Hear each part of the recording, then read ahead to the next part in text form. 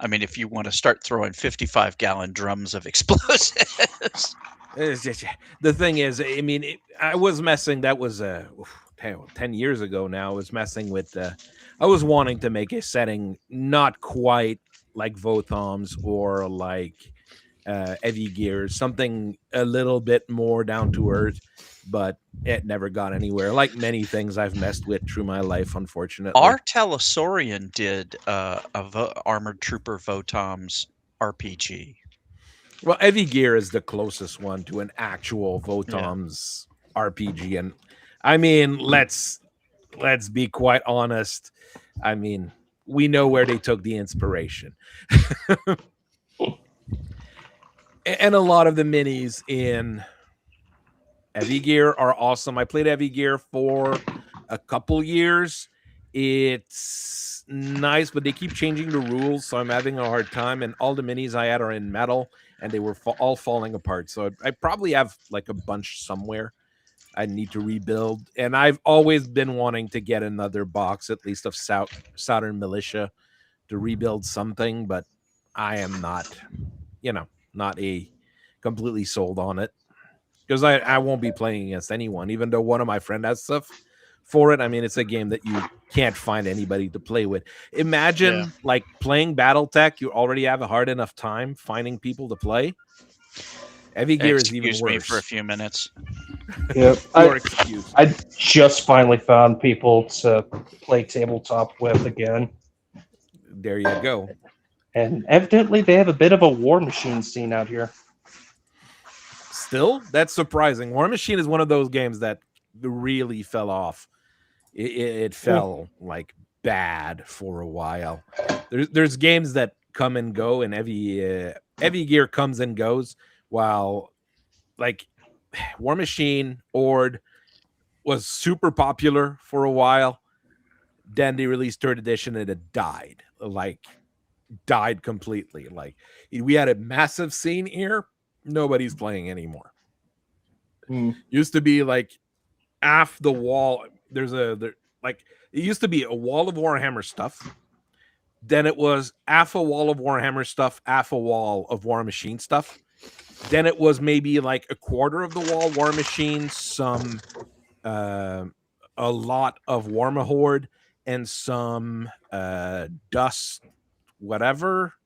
Can't remember the name of it. Another one of those World War II weird war stuff. Desert And Fox? maybe. And then 7th edition Warhammer 40k came out. Warmahorde 3rd edition dropped about the same time, completely fell off the map, and now it's a full wall of Warhammer again. The beautiful life and death of tabletop war games in stores. The cycle continues. I mean, Warhammer is always the big one in every store that I've went to, except for BD Cosmos in Montreal, where they have as much Battletech as they have Warhammer. They have as much of each other, which is surprising. There was usually at least a section, Sorry, that a was- shelf section, not just like one shelf, but like a whole floor to ceiling of Battletech in most of the stores back in Houston. Which is good. That's a very good capacity. Right now at my larger, let's say larger store here, there's usually a few Battletech boxes, but they're with like HeroQuest and things like that, and not with the Warhammer stuff. So they're not with the minis, where they're with the board games. Oh, yes. You're right, Argyle. X-Wing and Star Wars Armada. Those were huge as well. But that was another wall. Still are in spite of the company. I haven't seen anybody play Eater in the longest time Eater around here. I play X-Wing every once in a while with my brother, let's say. I know there's one group out where I'm at now back in Houston. They ended up making their own home rule set and just to continue the game and keep people interested. They took the existing rules and then made it better. Yeah, well, Fantasy Flight lost the license, didn't they? or is it something the like Star that. Wars? Same with the Halo naval game. I think that Well, was no, there that for one like a the month. company went the company went bankrupt. That's different. How do you go bankrupt with the Halo franchise? Well, with Halo Combat Devolved that came out recently, we can understand why. Combat Evolved.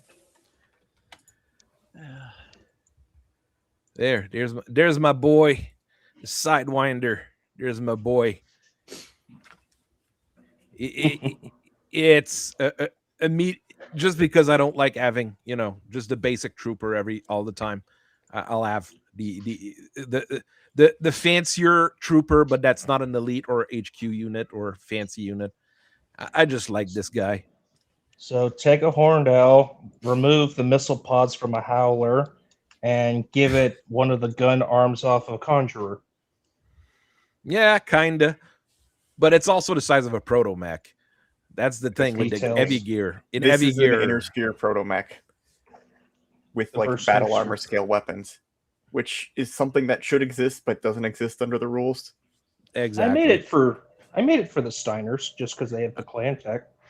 I mean, I messed around with it. Like the weirdest thing is that you can't mount rocket launchers on proto mechs You because have that probably improved would one be shots, broken. which are close. I mean, improved one shots still perfectly fine. I did them all just as like extra large Fenrir battle armor. I made them all quad for the Steiners. It fit the theme. And it's later. It's Dark Age, so they're making a lot of quads. I also want to bring around people, instead of infantry blobs, try using the PAL suits. Mm. And I was looking over some of them, and I find things like the Tornado G17, which has a VTOL move of 7 and improved stealth. Conflict Horizon, welcome in. Hey, that's Real Mecha's Love remake of some heavy gear stuff. It's not much of a remake. Maybe a bit more rounded for the South than they are in the basic thing. And not that much more blocky for the North. Like, it's easy. The North is blocky. The South is rounded. Peace River is a little bit of both. And then you've got all the weird new faction that they added because people decided to travel the stars again. Trying to convince people that to start bringing Tunnel Rat 4s as their infantry blobs. PALs are great, but they're supposed to still be super rare. So. Which is odd because they shouldn't be. Unless you're Comstar. Well, yeah, because they had the Nighthawk early. Yep. Which is basically and the Tornadoes. And the Tornadoes, which are free Worlds League. And I mean, that's a Tau Fire suit. Things like the Tunnel Rats, it should be pretty common. And I just don't quite understand battle armor weights then. Because I thought you'd be able to pack more of these in a transport because they're lighter. I always assumed it was a bulk thing. That's why, but that's also why in my stuff I put infantry bays, or not infantry bays. What's that other thing that could take everything? Troop bays. I think. Or double purpose. You can. The thing is that for troop bays in vehicles, it depends on if you're using advanced rules or not. Because like a point of battle armor always weighs the same, almost whatever type of battle armor it is in troop bays. But if you use advanced rules, then you have to calculate per guy rather than per point. I assume that's why transports were designed like that. Why the clans have them as divisible by 5. So that a 10-ton troop base, there's your squad of assaults. Convince people to bring a whole bunch of those smooth David 3s that have a free BA recoilless rifle on them. This is a police work thing. You sure? Yeah. Recoilless rifles are made for police work. I remember there's a inner sphere police vehicle. It's considered a support vehicle because it has like bar 5 armor, but the dang thing still has like a pulse laser on top. Thanks, combine. Very nice of you.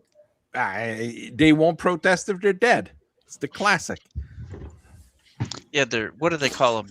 The friendly persuaders in the Draconis Combine.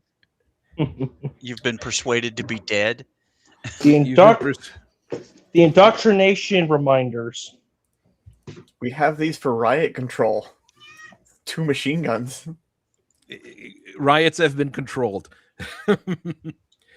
What is better, giant mecha or smaller mecha? This is always going to be a dispute that people are going to have.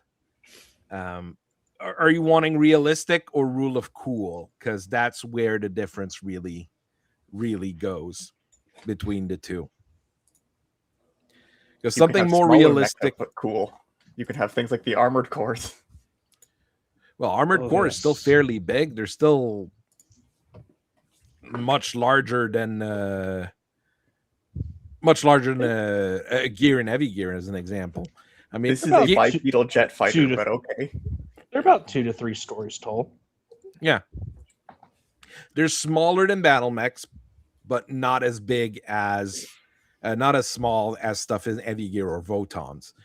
Heavy gear and Votons is as big as I would see them in real life, basically.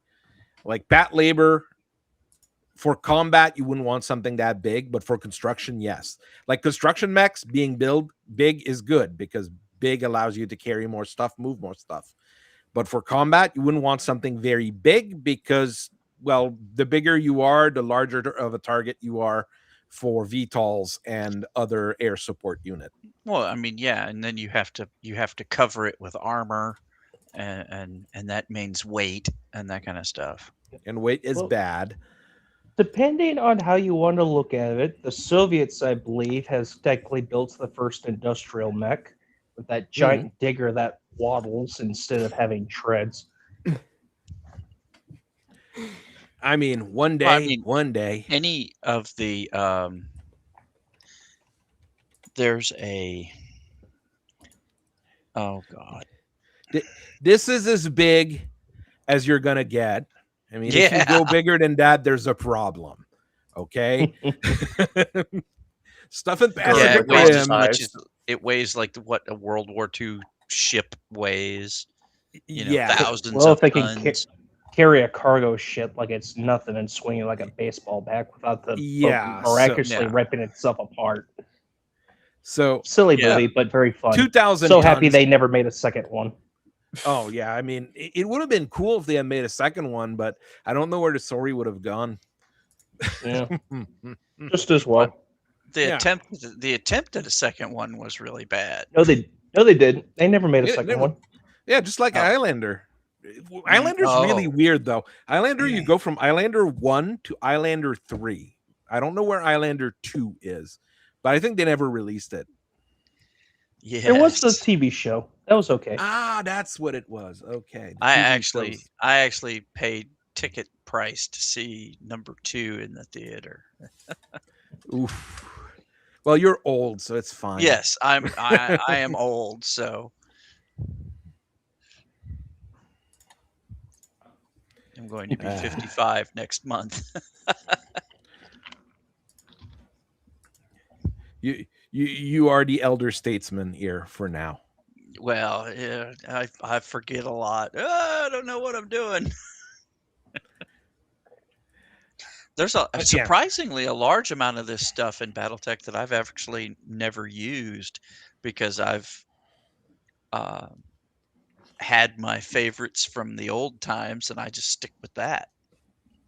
Well, when you have models, you usually are going to stick around with the models that you have, which is one of the good things with Mega Mech, so you can experiment with all sorts of things. Yep. Nice thing about Mega Mech, it shows you things you didn't even know existed. And then you try them and you're like, that's why I didn't know it existed. So many infantry options. Like the Vulpes. The Vulpes. Oh, no. Because you need a 300 XXL engine in a 60-tonner. That was my first thought is this a double XL engine? So Yeah, how much is. does this thing cost? money. The price is not noted on Sarna, so it's probably something around Probably- 60 million. Okay, 40 to so- 60 million. Oh, it has So I can stealth buy- armor. I could and buy like 5 atlases for the price of this thing. Yes. Yep. But it has a Rotary 5 and a pair of ER large and stealth armor and a mask. I don't The later see it 60 tonners have weird things on them. This thing Here it keeps is. popping up on my Mega Mech because of the one down below the beast. Every time I type in beast infantry, this little bastard shows up. The Beast one's the cheaper version. The standard one is 44.8 million C-bills. This one has claws, talon, ER large laser, ER medium pulse lasers, flamers. That is And it's What? a fourth the price. What is it? A Solaris mech? yes, it's from the Oh, it's from the book the Royal Fantasy book, The Beast. oh well. makes- It's Beast from Beauty and the Beast, you know. Well, I guess That's makes what it sense is. then. It's a drone mech, is it? Yeah, of course it is. Drone remote operating system. Coward. Huh. If you fight in Someone- the pits, you gotta do it like a mech warrior, not a drone operator. Or is it supposed to be operating drones? No, I am not sure. If it had drone control console, then it was commanding drones. When it's drone operating system, it is operated as the drone. I have read these rules way too many times because of Hellkite's nonsense. Oh, right. Someone's asking if the group in Houston was the Board and Brew crew. I have no idea since I'm not from Houston. Board and Brew? No, that's not what we didn't really call ourselves anything in particular. Granted, one of the places I went to, I think they changed their name. They used to have a tavern in the place. So that might you be can- who you're talking about. Yeah.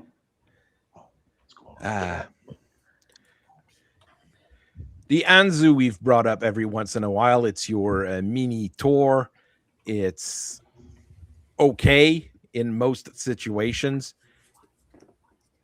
I just struggle to fit it into a formation. It is really weird, especially as a Free Worlds League unit. It doesn't, fit most Free Worlds League lists.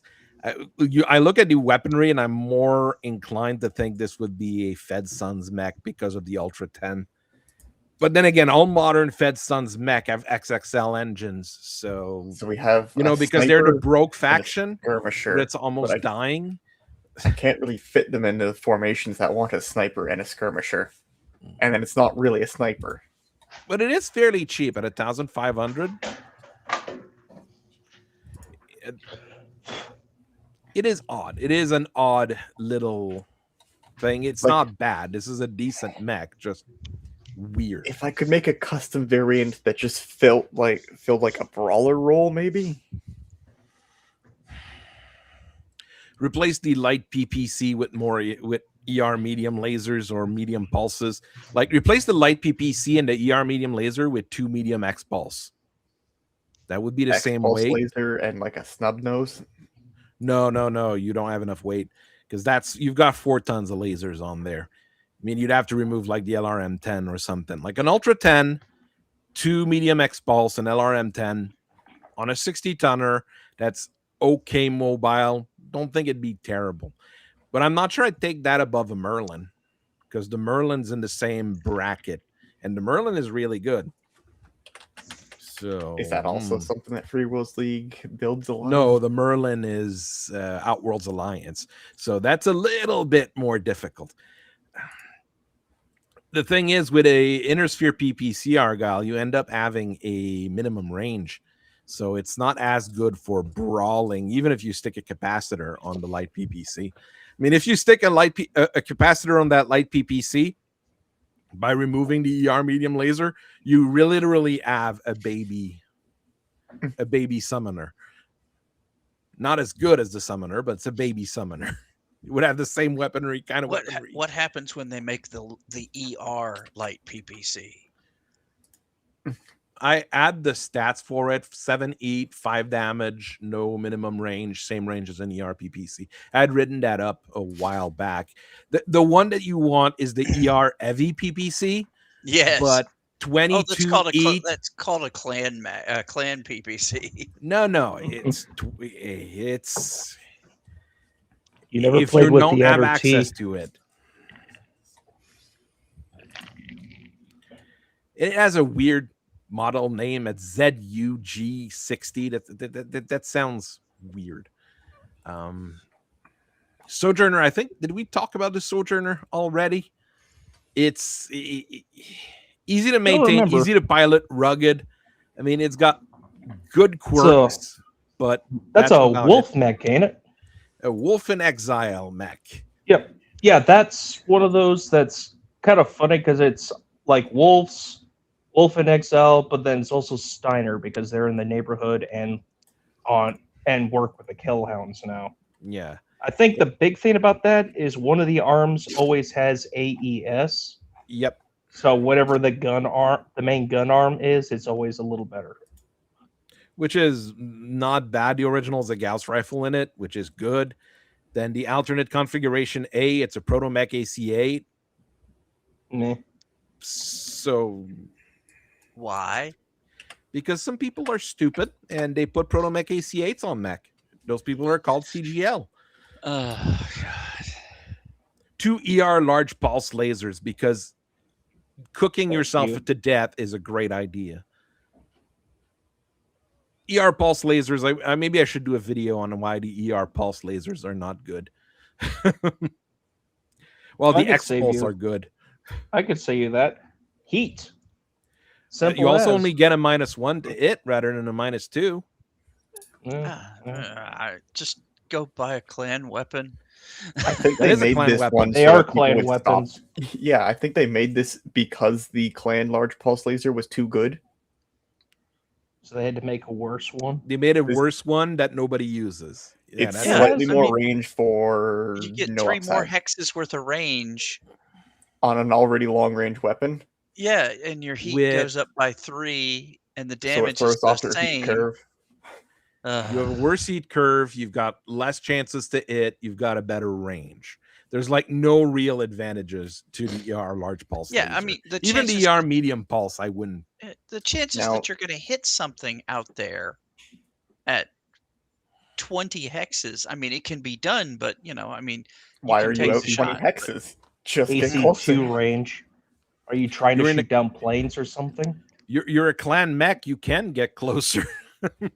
And there's a battle armor that has an ER medium pulse laser, and I think that one. Cuculanes. Yeah. Cuculanes. I just finished painting a whole lance of the little buggers. That looks really interesting. That looks like a modern Corona. Basically, but it's made by the Killhounds, which is hilarious. So it's on the Lyran list. And it's on a battle armor, at least you don't have to pay for the heat sinks. Yeah. So yes. And it's on that, 4 it's not to bad. And that's 4 to a little 1 hex. So and stealth. The range on a battle armor, I can understand it. Yep. So more range, good punch for battle armor. They're a little slow, and I don't remember if they jump or not. But I'll take. I bought the models and I painted them. I take it. Death Ray Designs makes a pretty good model for them. I love the little scopes on it. They don't jump, but you should be mechanizing them. So, still, that is a lot of pulse lasers. That is. But you really can't get off the pulse lasers. They have improved stealth, so go deal with that. Yeah, that's when the MRM with saturation fire are going to be good. It's still a heavy, so you still have to get through quite a bit of armor. Yep. So even if they're slow, since this is current Dark Age to Ilcon, you're probably running them up in the new Maxim Cs or the Maxim XL The one that can one that they can be mounted on mechs or? But yeah, they should be mechanized. Yeah, they can mechanize. No, I don't think they have battle claw to mechanize. Can ride is mechanized because they have basic manipulators. Okay, well, I think that's good enough. They have 2 hands. But the what was it? Maxim 2s. They have a 16-ton troop bay, so you can haul. You bring a platoon of them. Like I saw that and I all of them. commented, this is how you drop off 2 squads of Intersphere assault battle armor into someone's face. Yes. Like the Kanazuchi, and just go, okay, deal with this now. And it's Or you gonna drop take a them while off to with deal all with it. the, or drop Here's them off 8 with all the medium new lasers in your VTOLs. face. Bye, I'm gone. They have a long range weapon, so you just find some place you want them, drop them off, and then congratulations. They're Put them in a telling building. your opponent, "Don't come over here, or I'm gonna laze you." It's that iron hold that I want that have like one jump, that have the jump, so you can throw them out the back of a VTOL. Just the standard iron holds, yeah. They have 2 jump, so that's enough to throw them out the back of a helicopter. Or if you want to be silly and bring in a vampire. Oh, right, the vampire dropship. That was so It funny. was supposed to be a one-off, the vampire dropship. So you're not supposed to bring. Supposed to and of can them. are 2 different Here's things. your vampire, Yes. vampire 2, vampire 3. I think the Cardinal is one of the new helicopters that can carry a lot That's of the infantry. Republic of the Sphere one. Because there was the Cardinal, which is one that, yeah, Republic of the Sphere, and then there's one specifically for the Republic of the Sphere. Because who else made the Cardinal? It was, I think is it Sea Fox or is it Snow Raven that has them? I don't remember. It's one And of those 2. They're basically a modern Anher, and I like those. Oh, it's the chunky helicopter at 50 ton. it's a The fat problem bird. is it's going to have it because it's a super heavy helicopter. It's super expensive in terms of cash. In terms of point, it's Details. not that bad. Compared to your Anher. Well, people are going to complain about super heavy VTOLs. I'm just going to bring a King Karnov and say, F it. Well, that's a support vehicle. It's not a super heavy helicopter. I mean, for super heavy helicopters, you bring the one with a pair of arms, and you can carry 100 tons with them.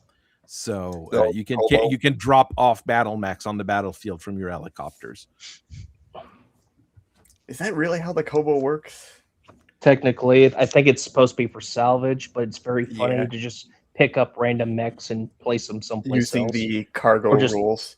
Yep. Or there are rules of grappling things against their will, and if you succeed, you just pick them up and then take them off the field. Hey, I just Just be stole like, your "Yeah." mech. You're mine now. It's like those enemies out of Deep Rock Galactic that grab you. It's flying things that just grab you and carry you off. Yoink. Yoink.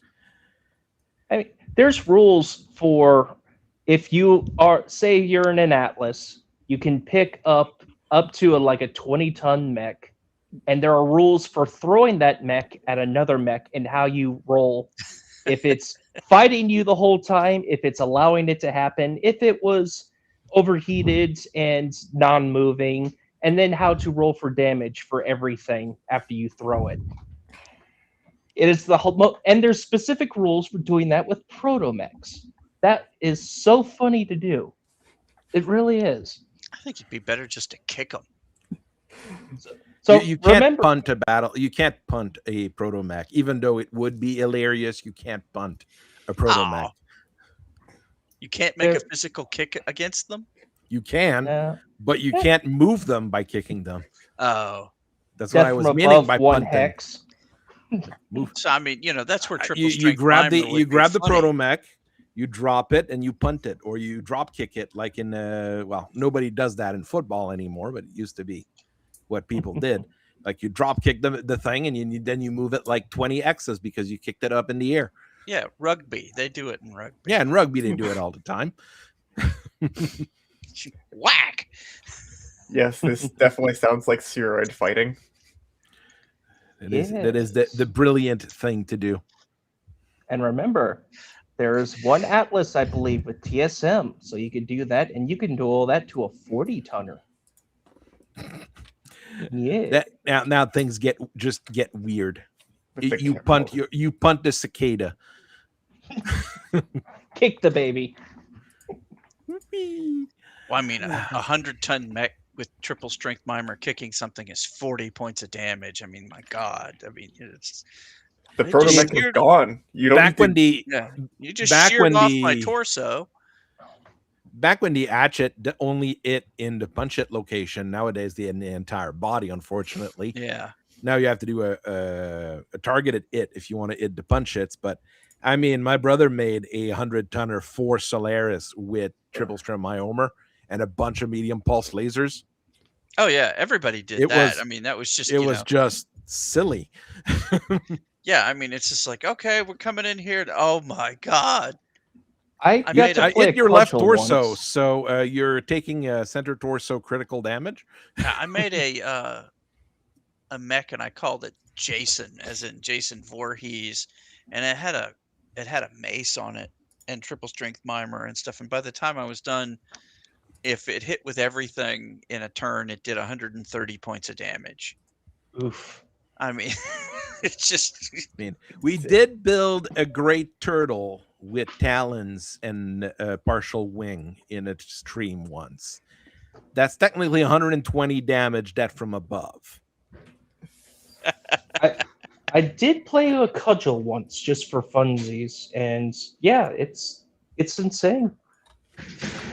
Do not let me get in melee range. I always think that they did weapon attacks, physical attacks, especially with the hatchet wrong, because like if you jumped next to somebody and you brought the hatchet down, I thought that it should do more damage. That would be like where the hatchet man would really get its name. I mean, Yeah, leap okay. on somebody and just knock the crap out of them. We got a Storm Raider model from Unrested Guy because someone asked to make one. It is not a very good mech, by the way, but it does have a look to it. It's doing its best. if it Light had, mechs with melee weapons. I'm not if sold they had on them some, most of the time. if they had some other effect to them, then maybe.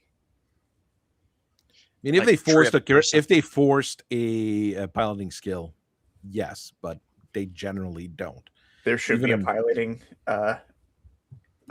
piloting skill that lets you do that whenever you make a melee attack. It forces a piloting skill check, regardless of the damage. I mean, that would be fun.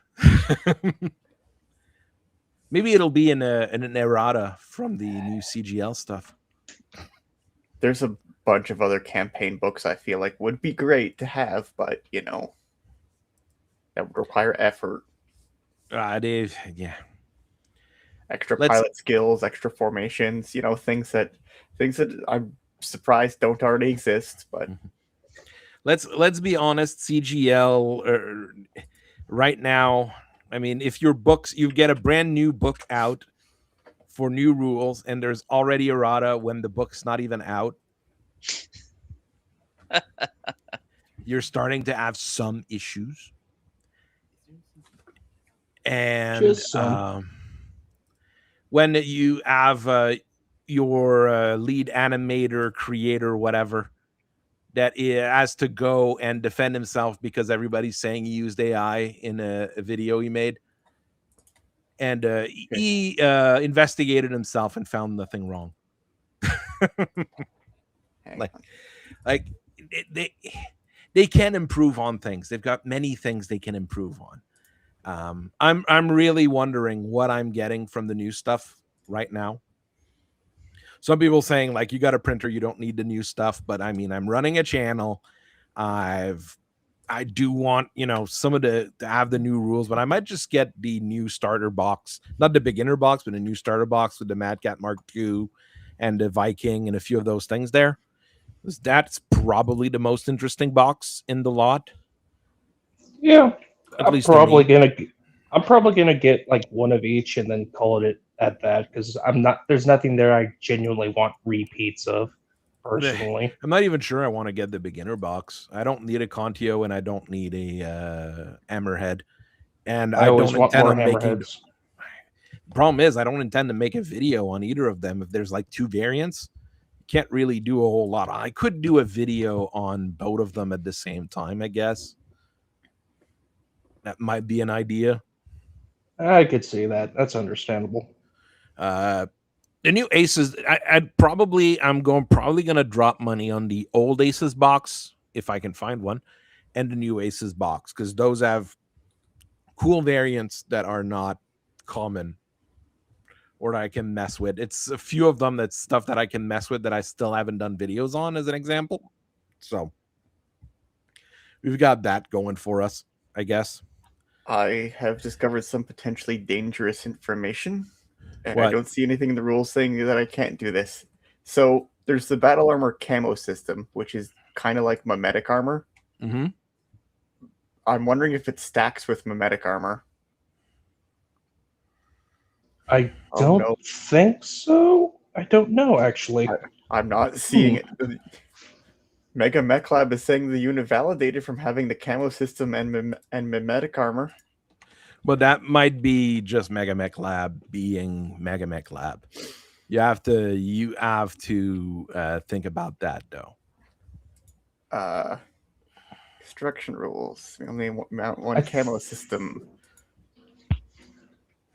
So here I have a battle armor that doesn't move. There's no units that have both mimetic armor and camo system. I think there's some that actually have stealth armor and camo system. Like the That's tornadoes. possible. But it's one of those things we probably have to dig through to try to figure out if it's worth it or not.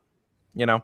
The battle armor episode where we discover horrifying things that, oh, this is why they tell you not to do that.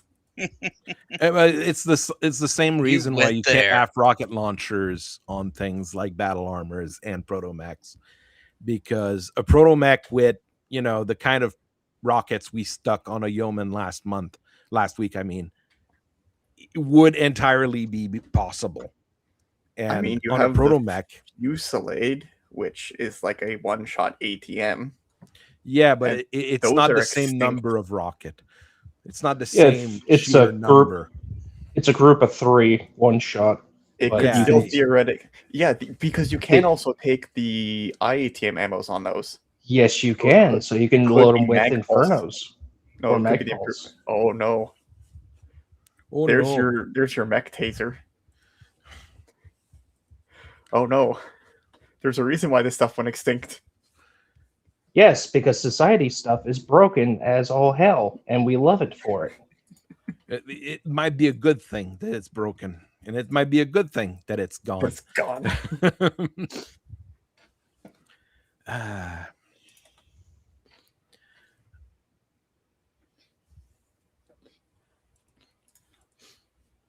All right, we've got a tech tree we can look at as well that someone donated.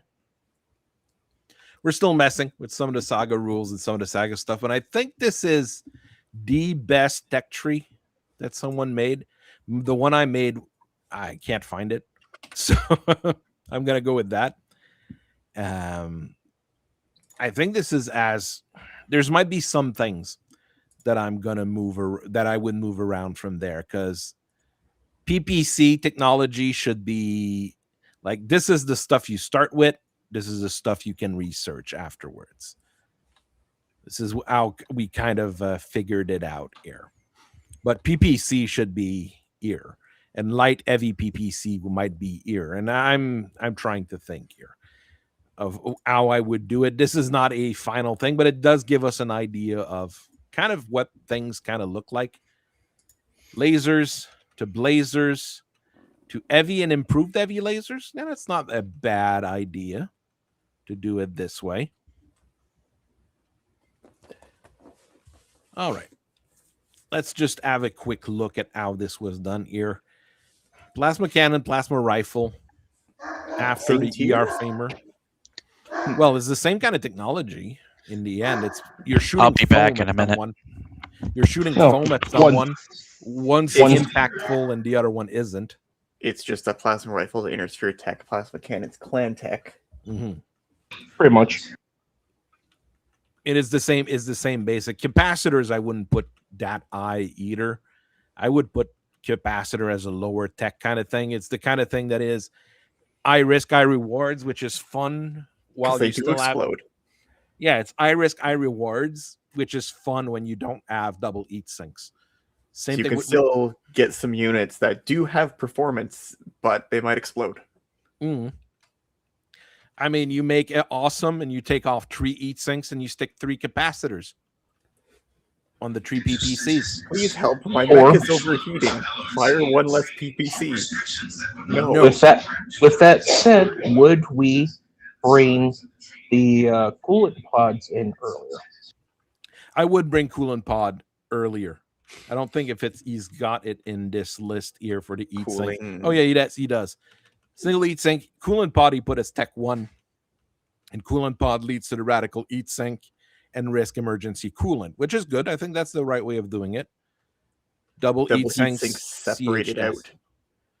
So you have to really invest into them to get them, and you're not going to get them early.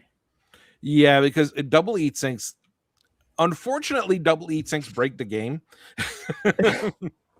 There's no halfway.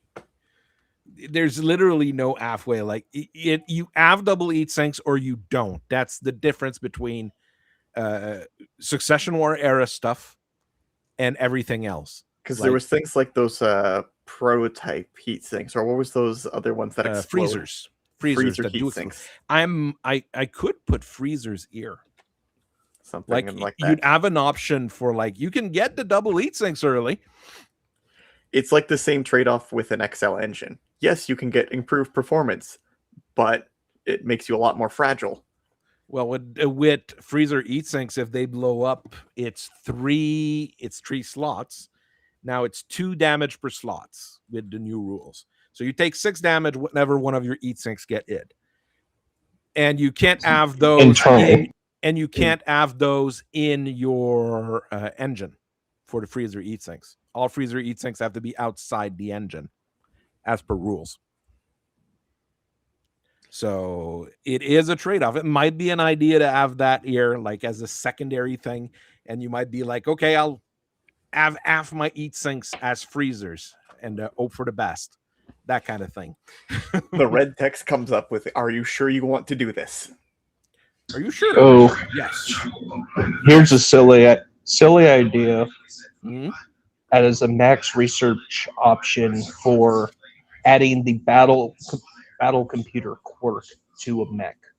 That I already thought of that. That's would be not in the Tech 3. That would be in the chassis development 3. You're building a mech, you want to add quirks to it, take the mech out, add the quirk to it, but you won't be able to use it for, the next hotspot you're doing. But then you're going to have that mech with this additional quirk that you decided to add to it. It costs you probably a fortune. All the numbers, I've started crunching numbers, but it's always throwing numbers at a wall because I don't know how things would really behave in the end. So as a Steiner, always start out with a stalker. So you get extra heat sinking and you can just load up on whatever monstrosity things you could think of with those large boxes for arms. Isn't the Stalker available to everyone? Stalker is available to everyone. Because they never stopped building the damn things. But the Banshee, you can have the Banshee 3M with its 2 PPCs. That's also fun as a Steiner because the Banshee is available. No, the Banshee's not available. Banshee is available to everyone as well. The Steiners have the Zeus as their assault mech, which is awesome. But there are mechs that are available to everyone, and that included the Banshee and the. Oh, he was messing with stuff here. Make availability available to everyone is Stalker and Banshee, and that would include the Banshee 3M, which is quite fun. In hindsight, the Zeus still is a very good starter assault mech, just because the cowl will save your character from certain headshots.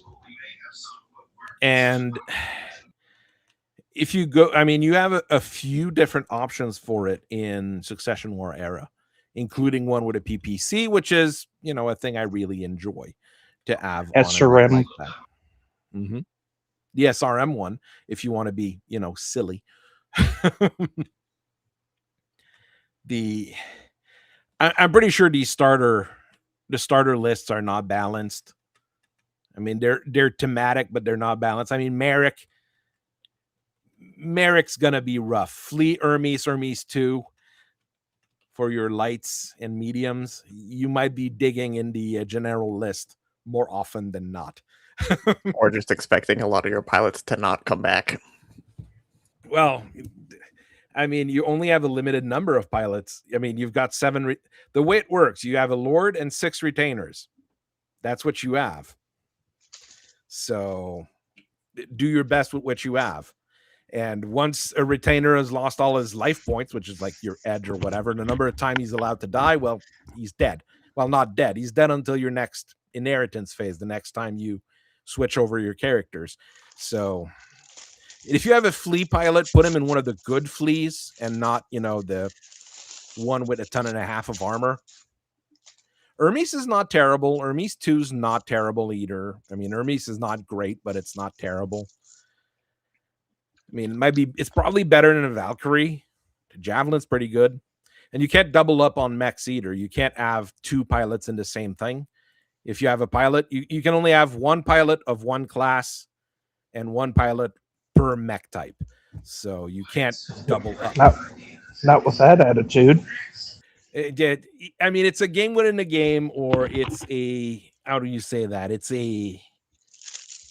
a game mode for Battletech, so it's meant to be gamey and not meant to be realistic. I'm just saying some industrial mechs would be better than the flea.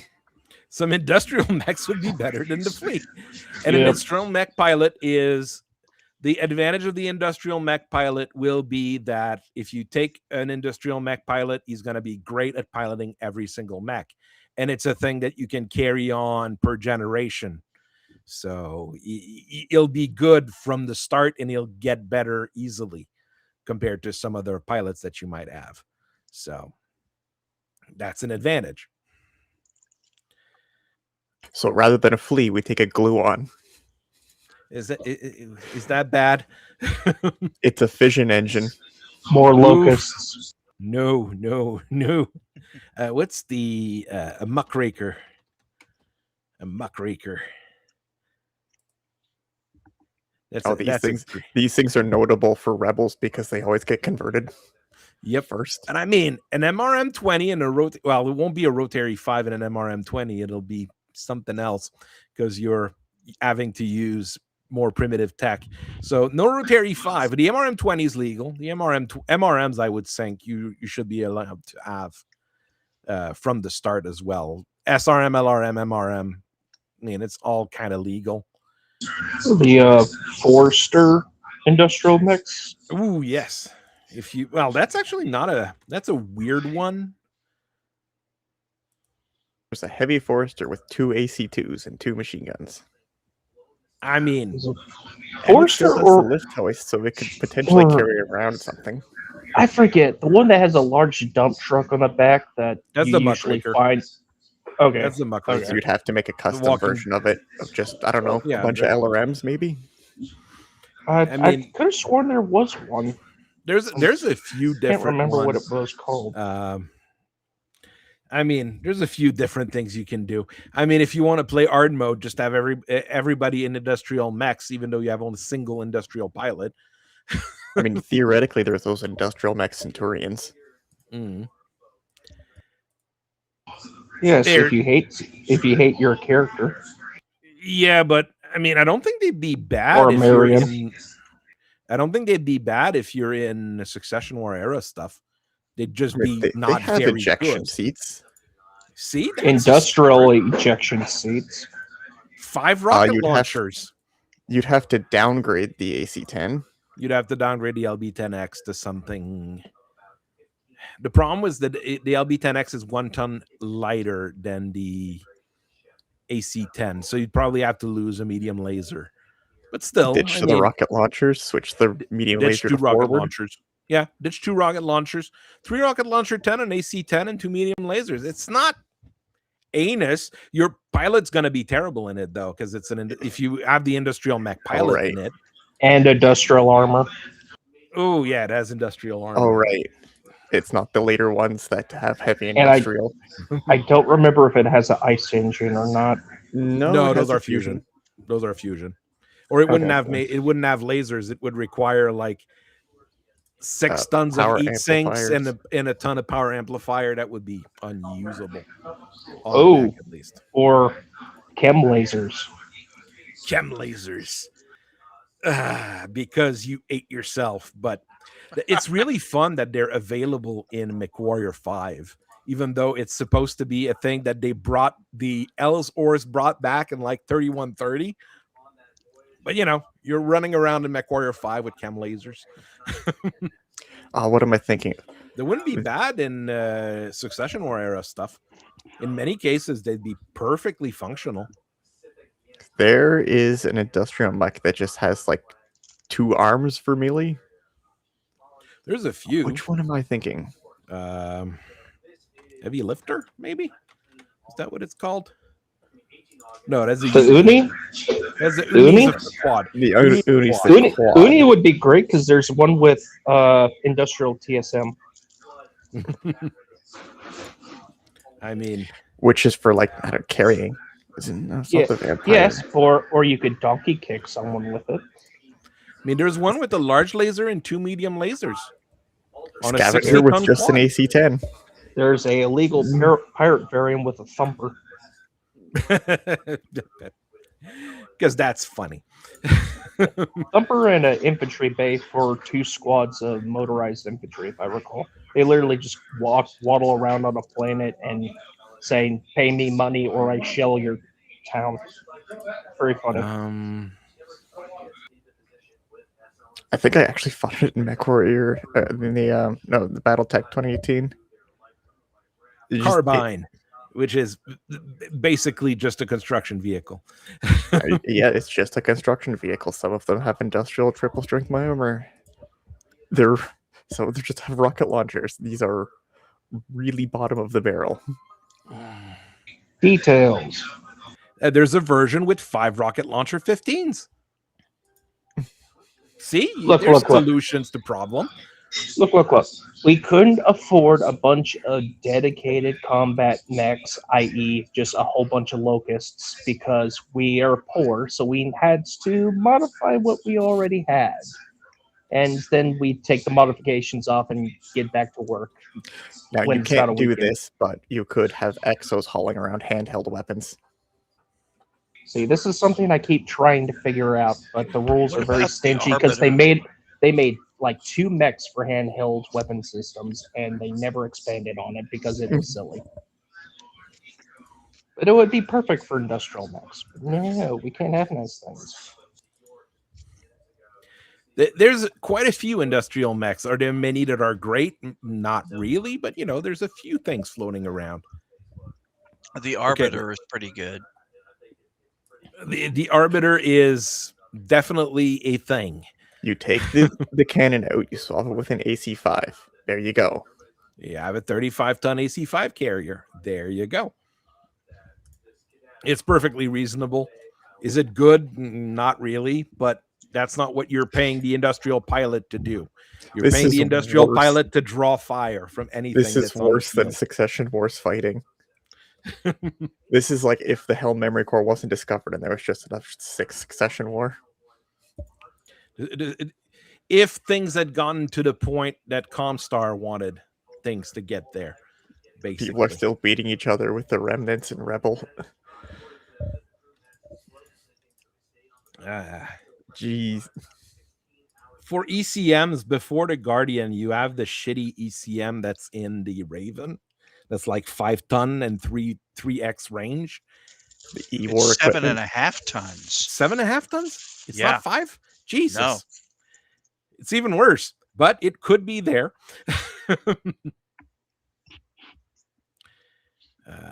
Let me check that to make sure. C3, improved C3, Nova, all the way to the end, because Novas are a thing. Hey, remember when we were looking at Profilation Cycle and we are seeing how like the Worlds League has the Quasit on so many of their lists? Yes, because it's funny. Look who's back again. It's the closet. I mean, if you Standard have to manage with what you got, you take what you have. And it ends up being one of the better Icarus options. 2. Well, The Icarus 2. Yeah, it's not very good. The Icarus 2 is really not very good.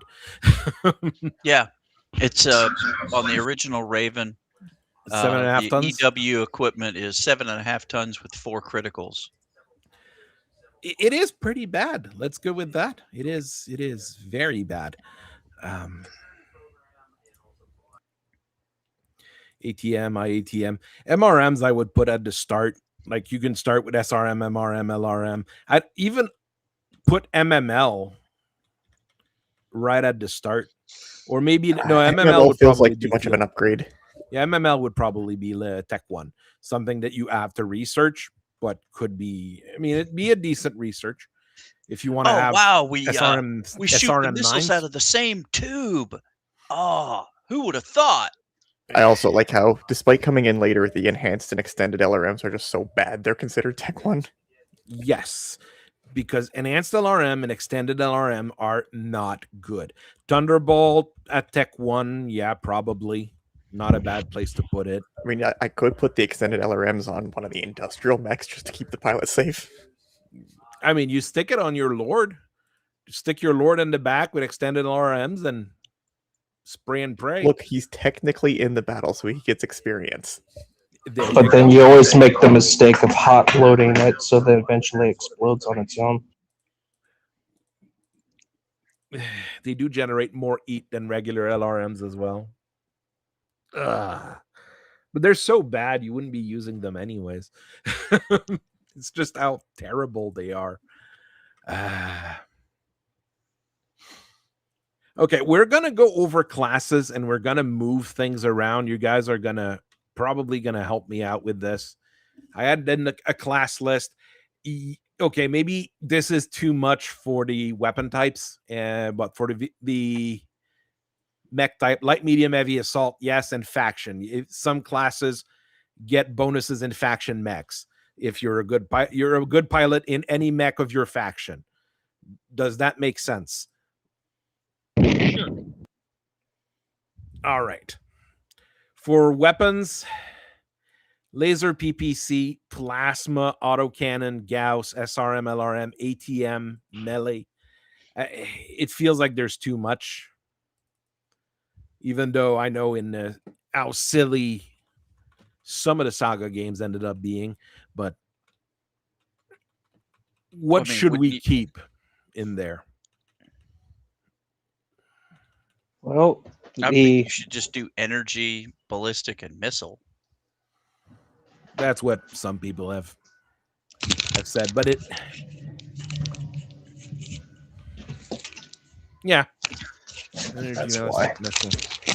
It's hard to, because the advantage of having more weapon type is that it allows you to have more of a spread between classes. Maybe drop the plasma or push the plasma further out. No, I'd drop plasma because I mean there's only 2 plasma. Well, there's gonna be 4 in the future. 4 in the future because there's the light plasma and heavy plasma. They're doing what now? Yeah, they're adding a light plasma rifle and a heavy plasma rifle. Because why? CGL. They want to make sure the light PPC is thoroughly outmatched in every situation. Why did we put this on our mech? So what? A light PPC only does, or a light plasma rifle only does 5 damage and 1d6 heat still. 1d3 heat probably. We don't know because those rules. Well, I mean, I haven't downloaded the leaked because there's a leak of the book, which is why they're doing erratas on it already. There's always a leak. But I haven't touched that leak personally, so I don't know what the stats are on it. In my book, it'd be 5 damage D3, and the big one would be 15 2d6, and the regular plasma is a 10 1d6. But I honestly don't know. Bah humbug, I say. Bah I'm humbug. not against plasma rifles, but come on. It's getting too much is the problem. Gauss, there's enough Gauss weapons that I can see it. Because you've got regular Gauss, light Gauss, heavy Gauss, AP Gauss, all the AGs. So it gives you a good variety there. I guess. Bah humbug. Now I'm going to remove ATMs. That's fair. I'll be sad about it, but we are playing the inner sphere. Well, the thing is, with the ATMs, it depends on where you're shooting. If you're shooting at long range, you take your long range missile stat. If you're shooting the short range ones, you take your short range missile stat. And if you're shooting the medium range missile one, it's the average of the two, which is what the MRM should be, or something like that. Yeah. That's how I'm just throwing things here. Okay. I'm just throwing things out. That's fair. Again, we are playing primarily intended to play as an inner spheroid, some noble to start, or whatever. So certain clan equipment we could probably throw to the wolves immediately right out of the gate. I mean, in one of the early things I wrote, you would get either two LB5X or two SRM6, clan SRM6 after one of the odd spots, after you kill a gargoyle. Like, that's the big reward for completing that quest. It's a pair of LB5X or a pair of SRM6 at the player's choice. SRM6 every time. Now, depending on what I was running. Clan LB5X, you compare it to an Inner Sphere LB5X. That's what you have, an Inner Sphere AC5, because it's really early game. I mean, it would make a big. I mean, in that Hermes we were talking about for the good old people in the House Merrick. I mean, an LB5X rather than an AC5. I think it's a pretty darn good upgrade. Anyway, yeah, just throwing it out. Which one do we want to keep in the name of classes between Brawler or Trooper? Brawler. Brawler. All right. Goodbye, Trooper. There are troopers that are just based off of what they actually are. Cavalry or Skirmisher? Which one do we want to keep? As a name. This one's going to hurt. I would keep Skirmisher, because Cavalry, denotes a higher level. All right. Skirmisher is an actual role. Mm-hmm. Well, I mean, if we're keeping the rolls, because that's what we've done here. We've kept both rolls. I'm going to take off guard and call it and keep Juggernaut instead. Yeah, as well. Basically, don't have to reinvent the whole wheel. Your starter classes, rather than LRM boat, it's Bombardier. Might find a better name for it, but Brawler, Industrial, Juggernaut, Scout, Skirmisher, Sniper, Striker. A lot of S's, but yeah, as long as it's not strictly missile boat, because there is going to be things like other indirect fire. Well, mech mortars are rare, but possible and would be early tech. They would be intro tech. Early tech, yeah. But I mean, the Bombardier also would have good stats for the regular SRMs as well. It's basically your missile guy. That's missile guy, basically. While Brawler is... Or a Thumper. Your new mech is a missile guy. Missile guy. Faction Everyone's gangster till the yeoman shows up. This time with mech mortars. This one time... when it fires, it turns its launchers sideways. That's its firing position. The worst thing is that the yeoman, you can't even have it like Succession War era stuff because it has ferrofibrous and endo steel on top. It needs all that weight savings in order to carry. In order to carry like not enough missiles. Ah, Jesus. But The that yeoman could is be terrible, fun. guys. Make your ideal mech, and then we beat it with 4 succession wars, and now you have to downgrade it and make it work. Hopefully it works. It So won't. I got 2 LRM 10s and 2 LRM 5s. Ugh. Yay! Go stand with the Whitworth and think about what you've done. At least the Whitworth is. You'd probably Yeah. be able to stick 4 LRM-10s on a Yeah. like Succession War Yeoman. Would it be Vulcan. good? Probably not, but you If it could. moved 3-5, maybe. No, you only save 3 tons, so it's not that bad. You've got some. You don't need that much weight saving. I mean, you just have shit armor, which is even worse. I mean, God. well, it's a box with legs that has missiles. Doesn't need to be really well armored. That does sound like something that would survive the Succession Wars. What can you build? We can weld together a box with missiles on it.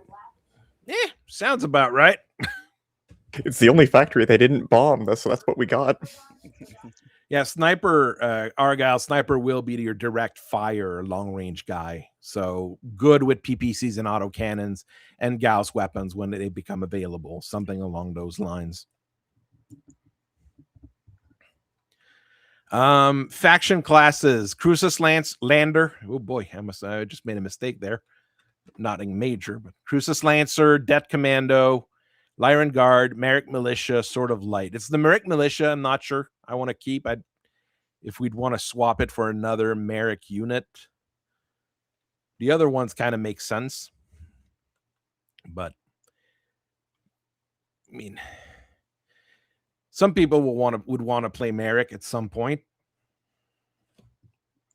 Why? Why is a good question. I know, but I think those make sense. And those are the classes that have faction bonuses, basically. Like if you're in any mech of your faction, you're better at driving mechs of your faction. For everything else, you're average or lower, basically. Blackwatch,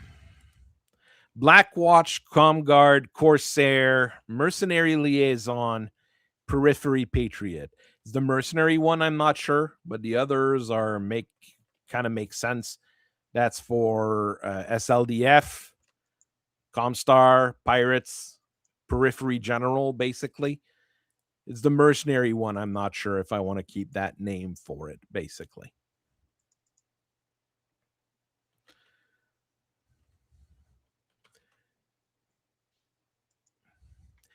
We don't have a strong opinion, so. For the clan ones, I had no idea, so I just threw things together. Iron Mag Officer, Bear Dracon, Falcon Claw, Ravenwing, Wolfguard. That's what I've got, but this is like all that stuff, of course, is always subject to change. But I'm just trying to have that's your classes everybody start with. You start with one extra in that list of the Inner Sphere ones, and those you unlock as time goes on and you unlock those factions.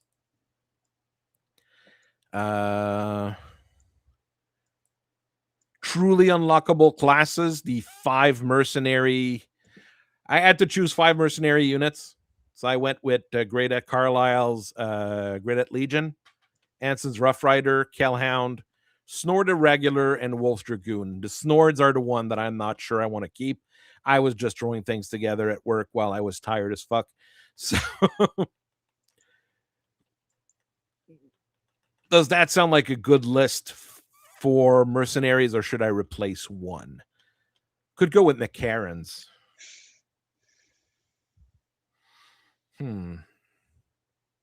McCarran's too exclusive because they were just folded into a house unit, right?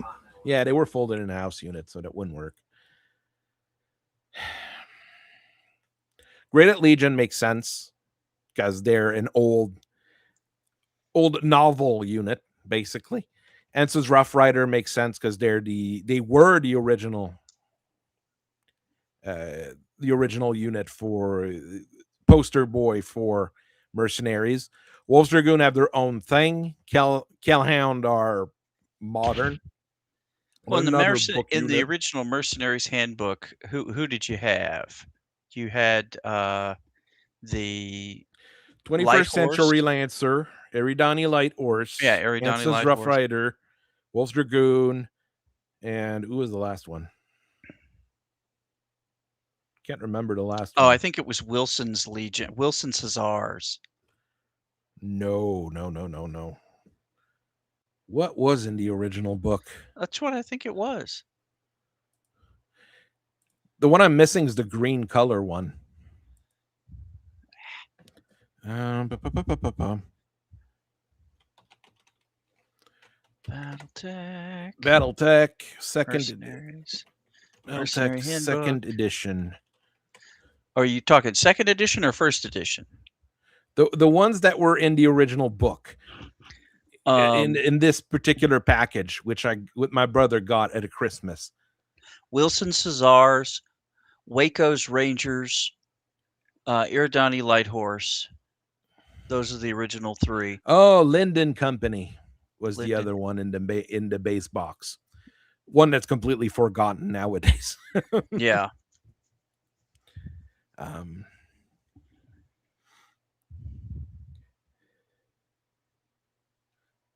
What's with the US 58 sign on the thumbnail? Well, I have to find a number 58 for the stream, because it's stream number 58, and those US highway numbers are great for that, because they are very nice and very simple and very easy to read. That's why I've used US road numbers on my thumbnails very, very often. Bravo.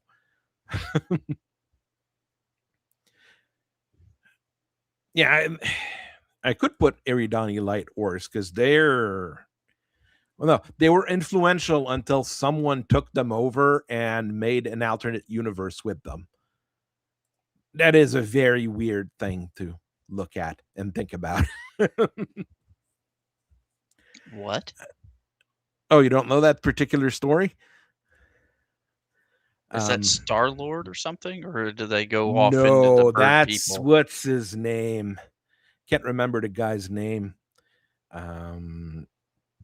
He basically wrote official books, but then started branching out and writing fan fiction.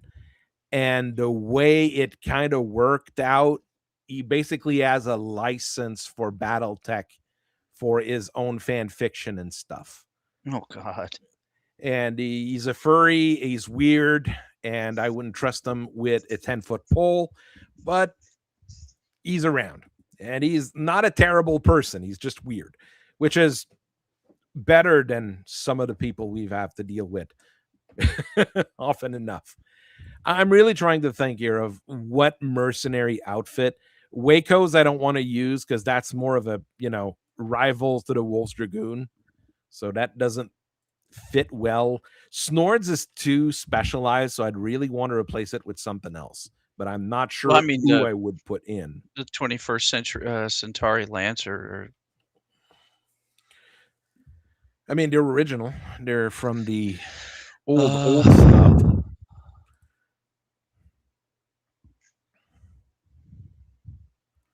So, I mean, it's not a bad mercenary unit to put in as a unit. I'm looking in mercenaries. They have their command lance. Okay, what was in that? Oh, that's the one with the Jade Hawk and a Shadow Cat, because the 21st Century Lancer. Never mind. Okay, that's one of the weirder ones. I mean, that's the thing. There's a lot of mercenary commands. There's, dozens and dozens of them. Probably hundreds. in the first big mercenary field manual, there are a Starwind's Whippets. There are the Avanti Angels. There's Barber's Marauder 2s. There's Battle Magic. The Black Omen. Blackstone Highlanders. Blue Star regulars. They That's have a been good one. around since the first Succession War. Yeah, but that's also a good one because they're also more related to House Merrick in many ways. So maybe. The Crater Cobras. Crater Cobras are cool as well. They're in MechWarrior 5 as some pretty important unit. So The Discovery. Dioscuries. Yeah. Yeah. The thing is, I'd want, like, if you were, okay, we'll go with this here. If you were in the Battletech universe, you're a kid wanting to play an RPG, what names would you want for mercenaries? Greenberg's Godzillas. Yes, you're right, because we're thinking kids here. Little Richard's Panzer Brigade.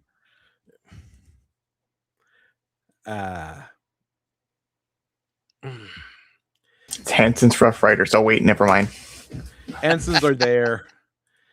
Like, things the kids would know is Anson's Rough Rider, Cal Hounds. Oh, Kids would know. Smithson's Chinese Bandits.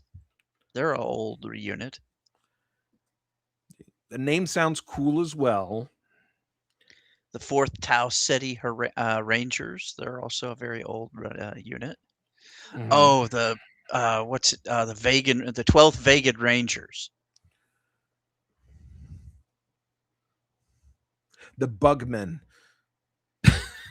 Maybe not. Brownlee's Barracudas. Yes, there are many names of units that I might not. What's your unit named? We're the victims. Why did you choose that?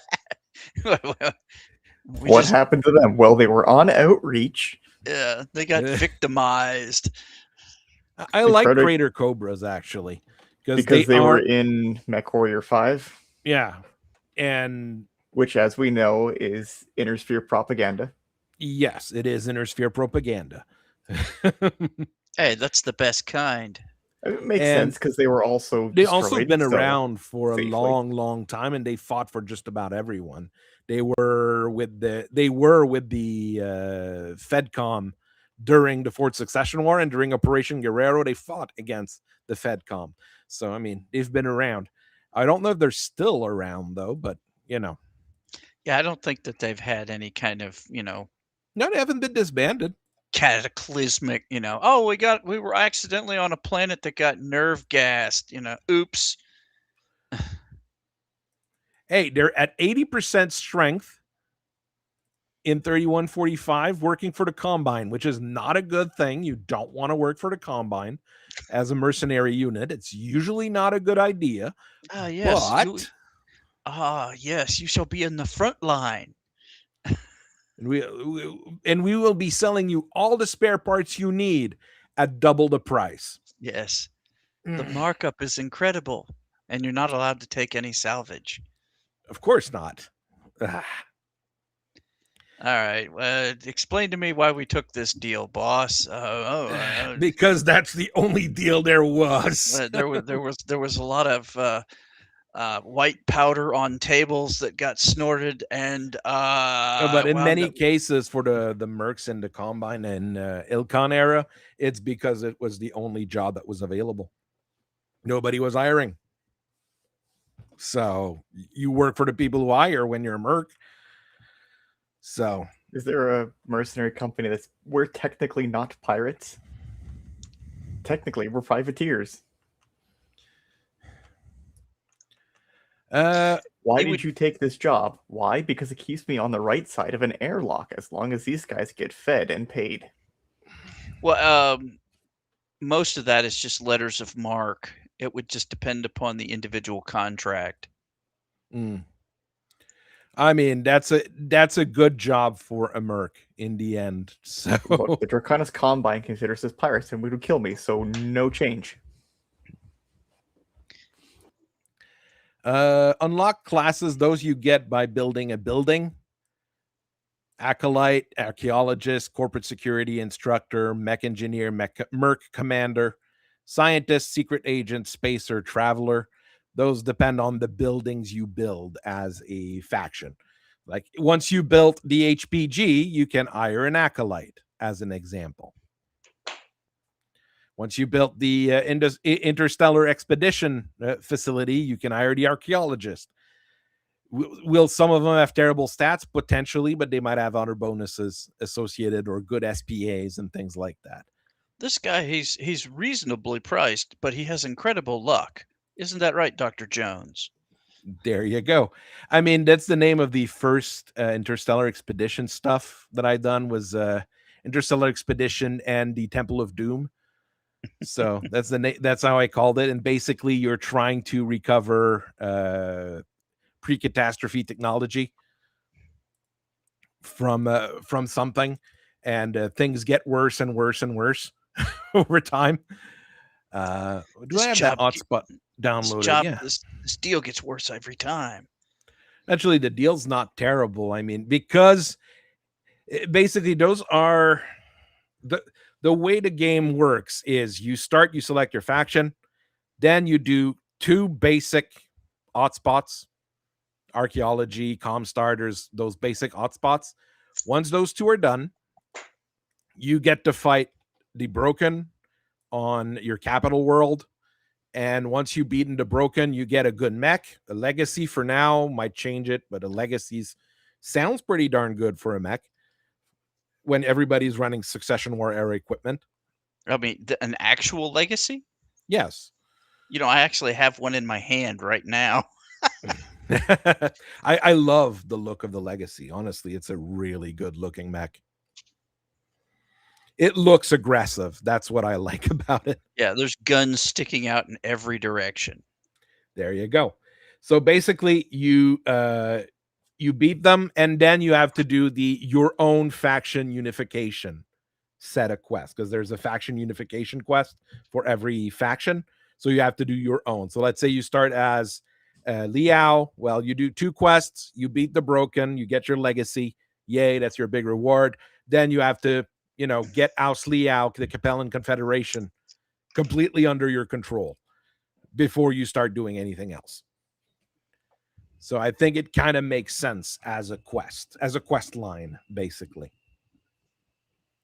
And then the game opens up a lot more. Does that kind of make sense? Yeah. So the Interstellar Expedition and the Temple of Doom. Inti X and the Rolling Thunder, first mission. Basically, you have to race the Rolling Thunder mercenary unit to the archaeological site. So the mission's not to blow them up. You literally have to cross the map faster than they are. They have mainly combat vehicle and some battle mech, so you might win on that. That will be a case where a Flea or an Hermes or a Locust might be a good thing to have, so you can beat them to cross the map. Not the urban mech. No, you do not bring an urban mech for that. Mission 2, Inti X and a cast of monsters. So basically, here, this is one of those missions where you fight Gene Cast monstrosities. Basically, you have to beat up the monsters that have taken over the archaeological site. And the last one is you've opened up the archaeological site, and there's a Broken alliance of mechs controlled by the Broken defending a casket. And there's Gene Cast monstrosities trying to attack the casket. So you basically have to destroy the Broken units and make sure the casket is not destroyed. So you have to do 2 things. You have to beat up the enemy lance and make sure the monstrosities don't get to it.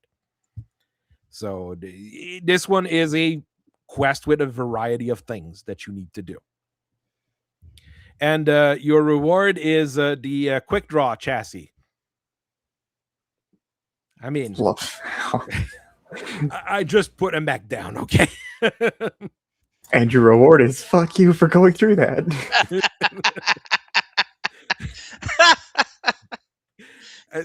I don't want to give like an assault mech or something like that early on, or I mean, it could stick a medium or something like that. But I mean, would it be even worse if I said Whitworth?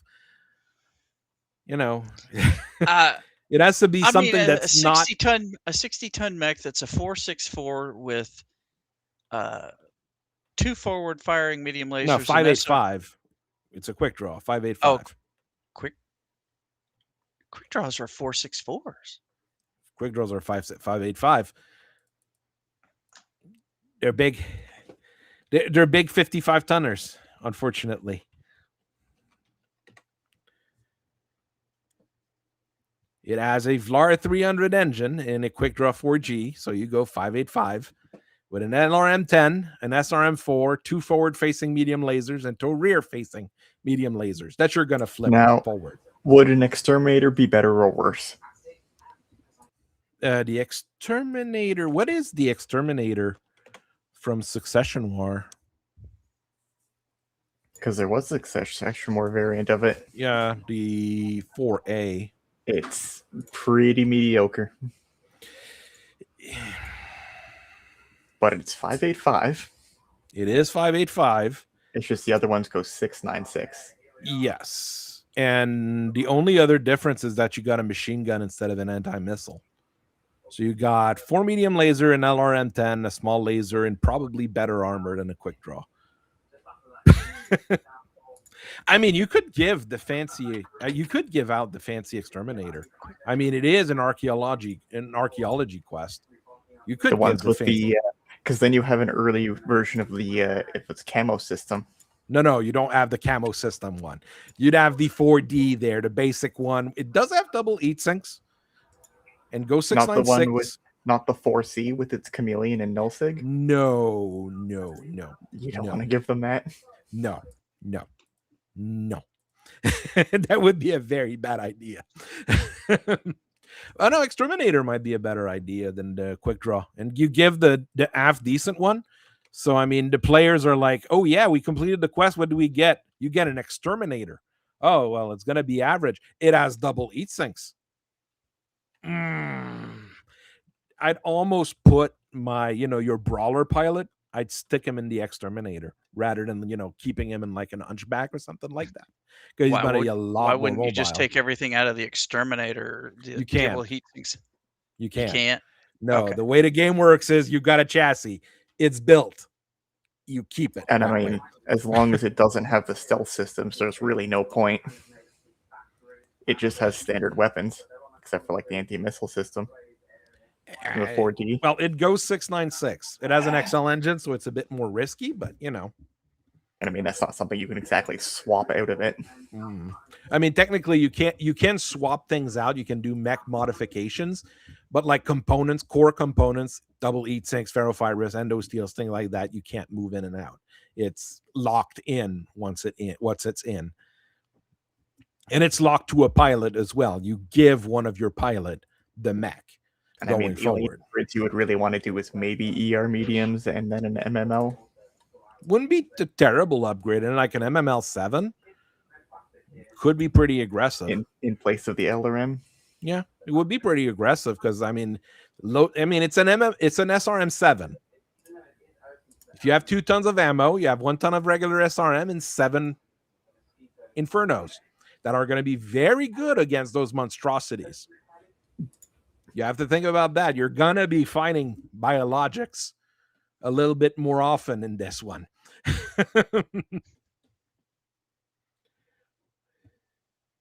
Yeah, I mean, like I said here, you can't take out the double heat sinks from the mech, so you have the double heat sinks. They're all on the engine, aren't they? Yeah. On top of it.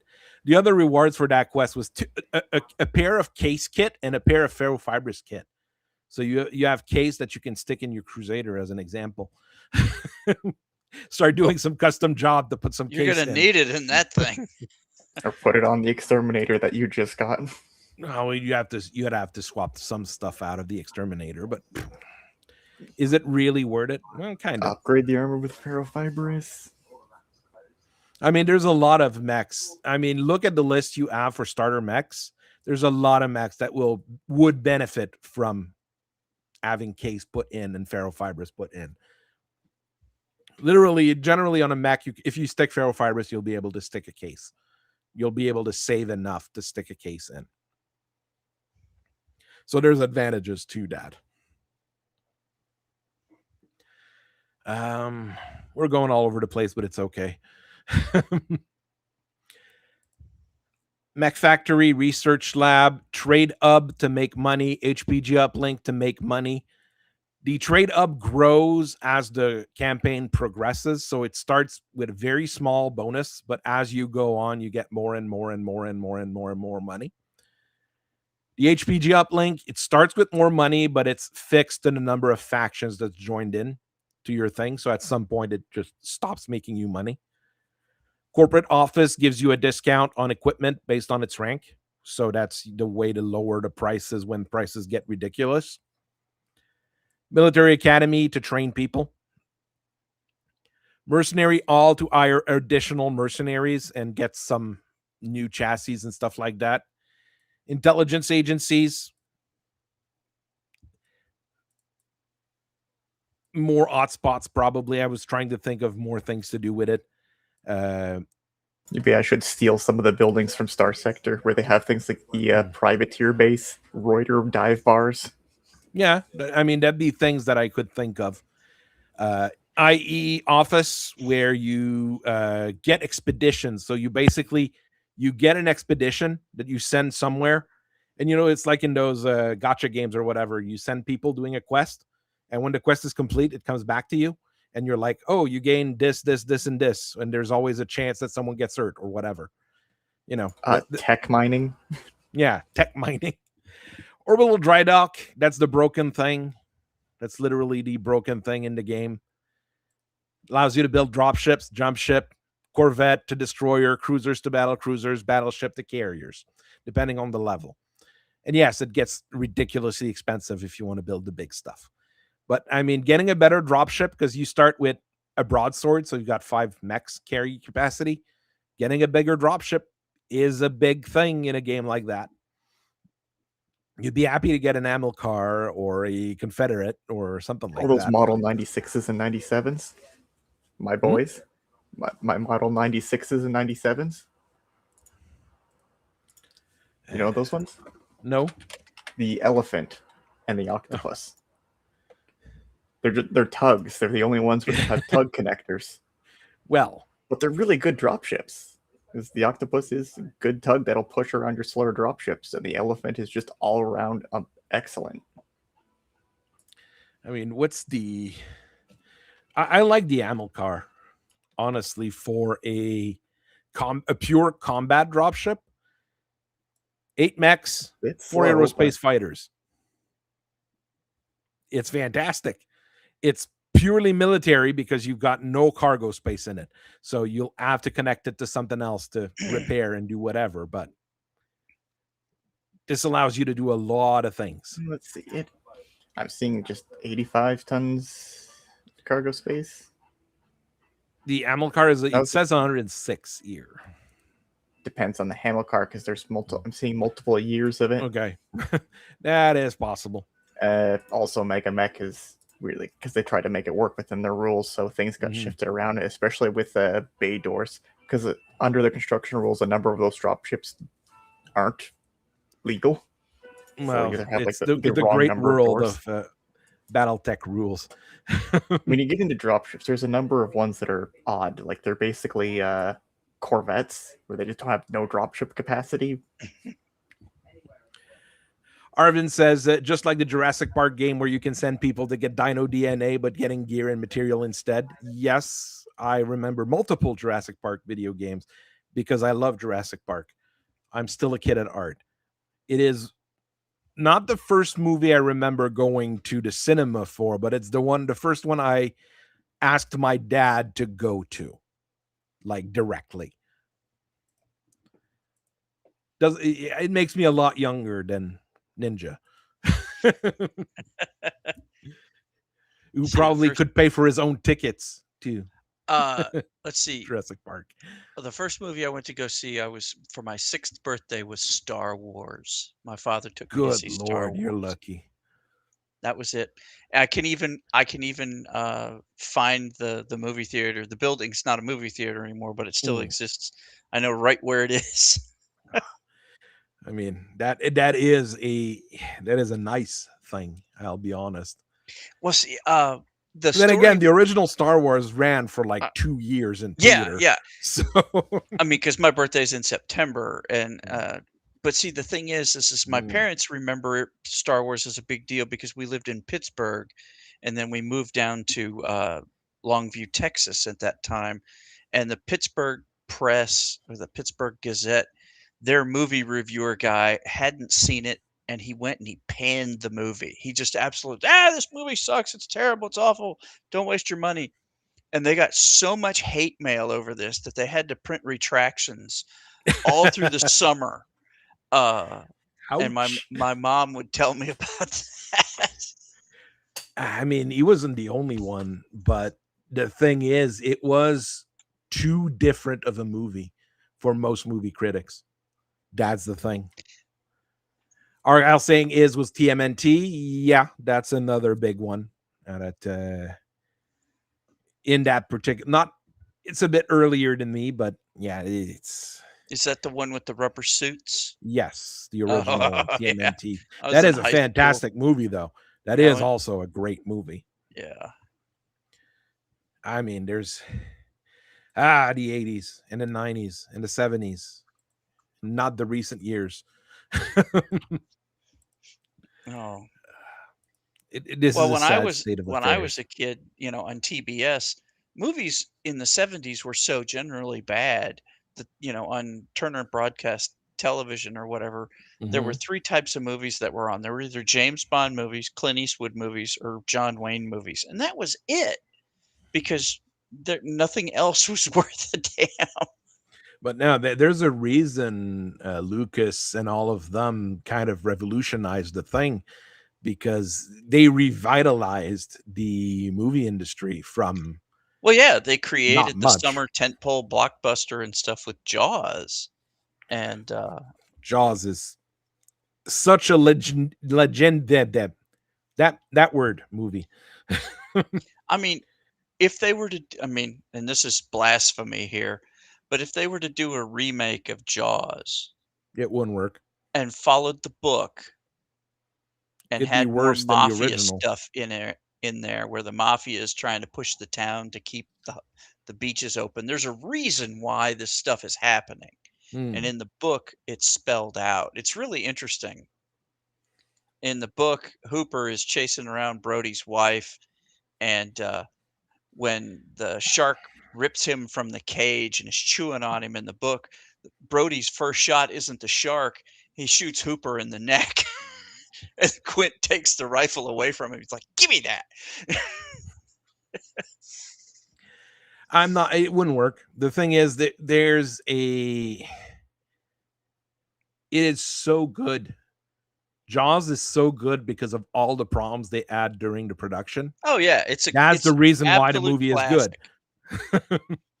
What's so cool now though is with all the shark tracking and stuff, they've got great whites up and down Cape Cod and up and down the northern tip of Long Island and stuff, and the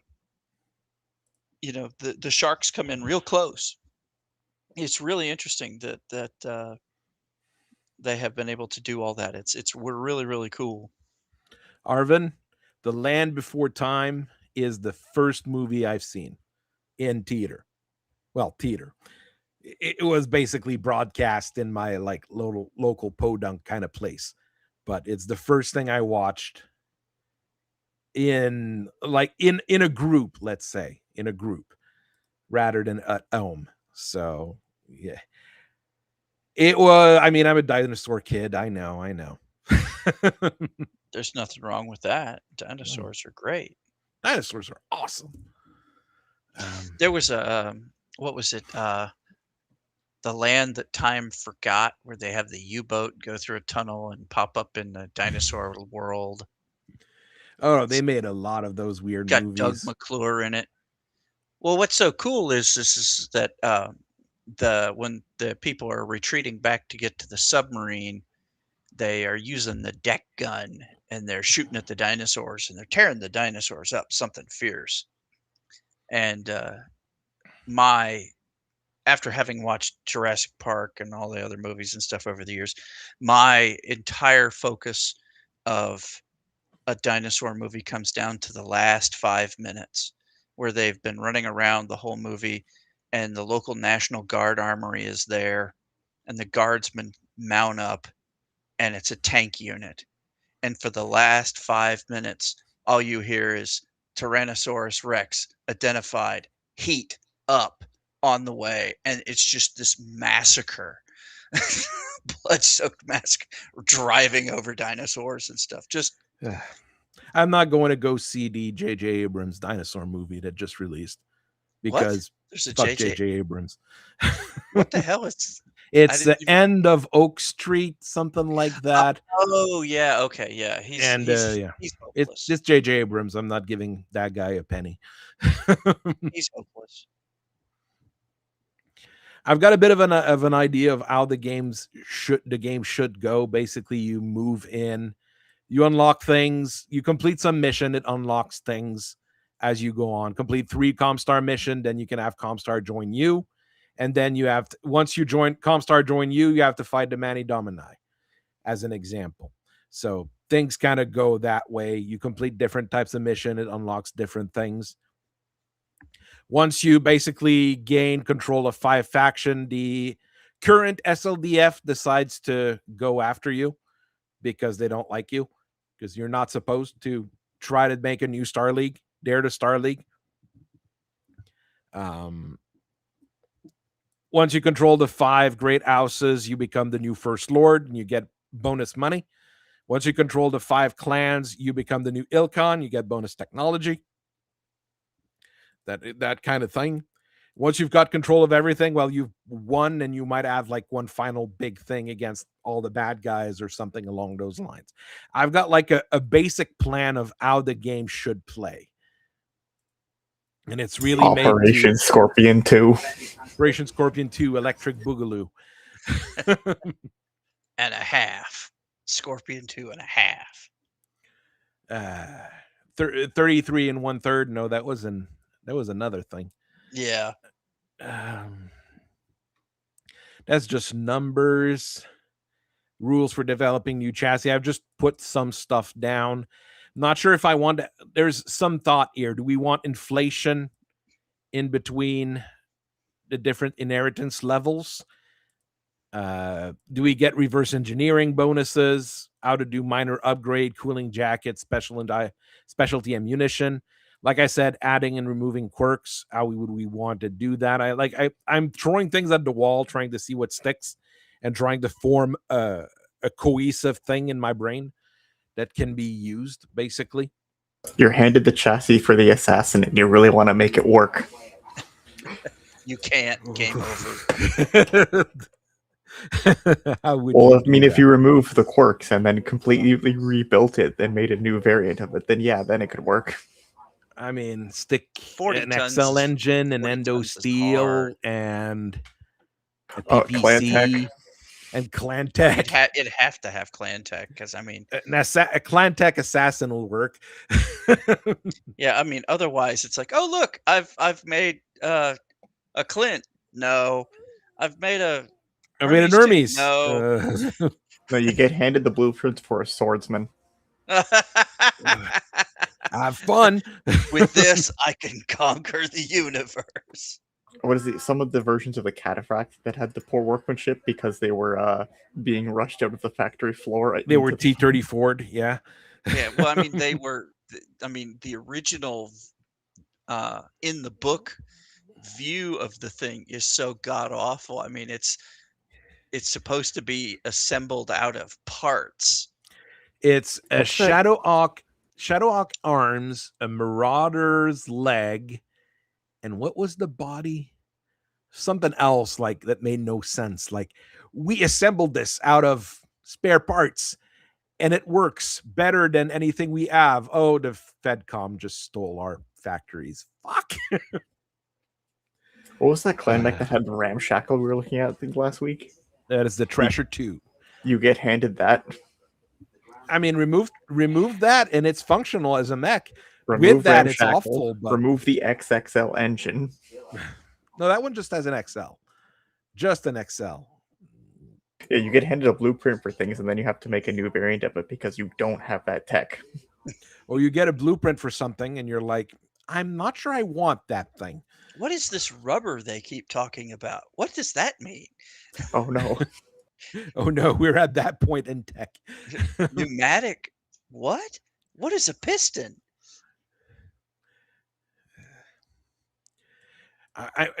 It says to use transistors. All we have are vacuum tubes. Tech levels. Hey, I should plug the AC directly into the DC. That's going to work, right? Smart things. Why do you have two electrical systems? Tie them together. Yes, that is a brilliant idea. Yeah.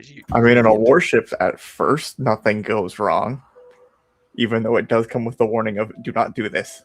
Please do not do this. Because then you start making plasma when things go wrong. Yeah, when you have, what is it, 3-phase power, and you start putting big current, yeah, things really get weird No, it's fast. because it goes from, 500 volts up to like double that for from the two systems. So when things start arcing, they start making plasma, and that's really, really bad. Yeah, things weld to the walls and stuff. Yeah, that's, No. Argyle, how the Thunderbolt is born is literally someone looked at an assault mech and said, can I make this smaller? And they did. And everybody freaked the fuck out. The Thunderbolt is such a revolution in battle mech technology. I don't think I covered it enough in my Heavy Mech video because it is such a, like, what can we do with a Heavy Mech? Let's do specialize this, specialize that. Let's just make a Mackie, but small.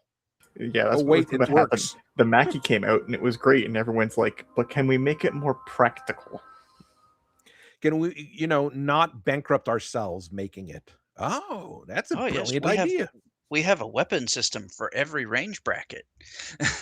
Yeah, that'd be fun. The first assault mech blueprint you actually get is the Mackie. You're like, oh, well. I mean, the original not the original Mackie, but the production succession war, like reunification war one, you got a big active probe in that thing. It's fancy.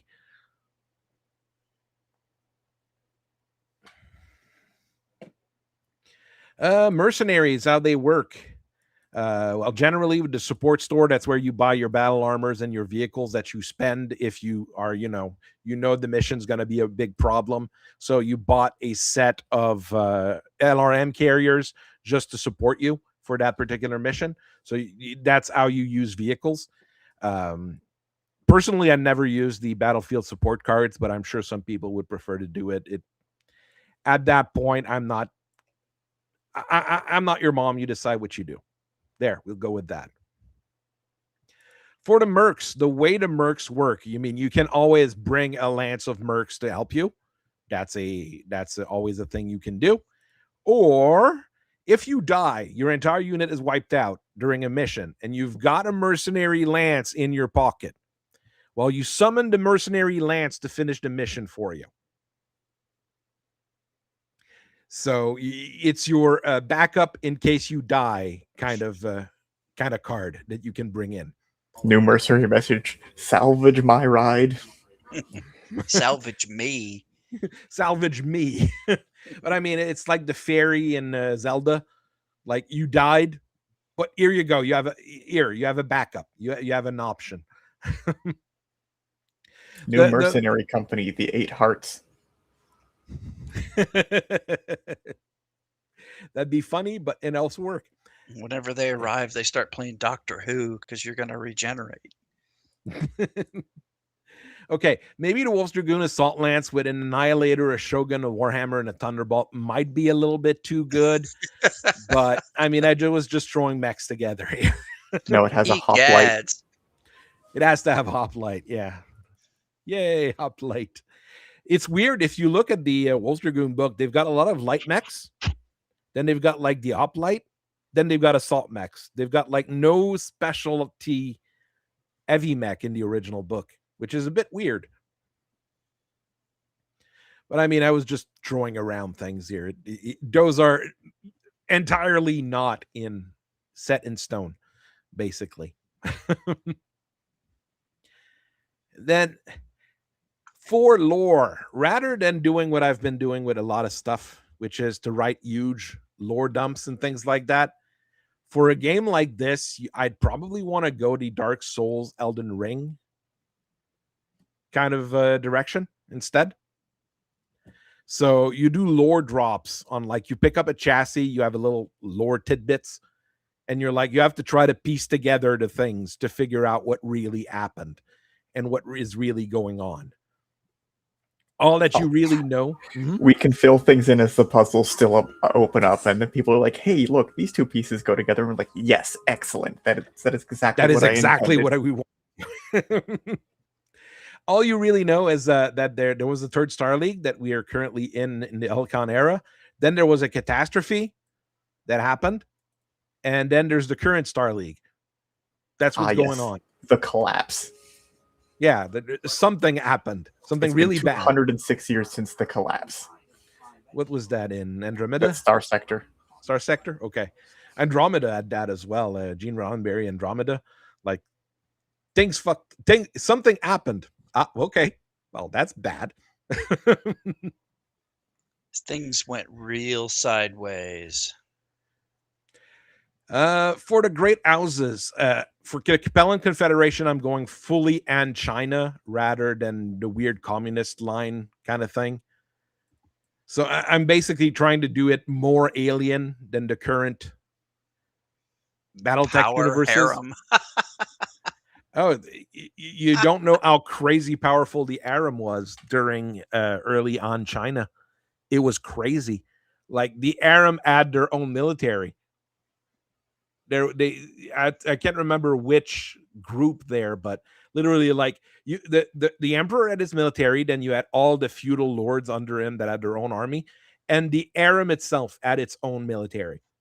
Like, if shit happens, the harem will show up with its own military to fuck you up, and you're like, well, that's bad. You've really made these people mad. Yes. Dealing with multiple special task forces from within the faction could be quite something. The thing is, they're still completely united, but there's so many sub-faction and sub-things. That's what you have to kind of, if you start as a Liao or you're trying to get Liao on your side, you kind of have to, arrange the whole thing.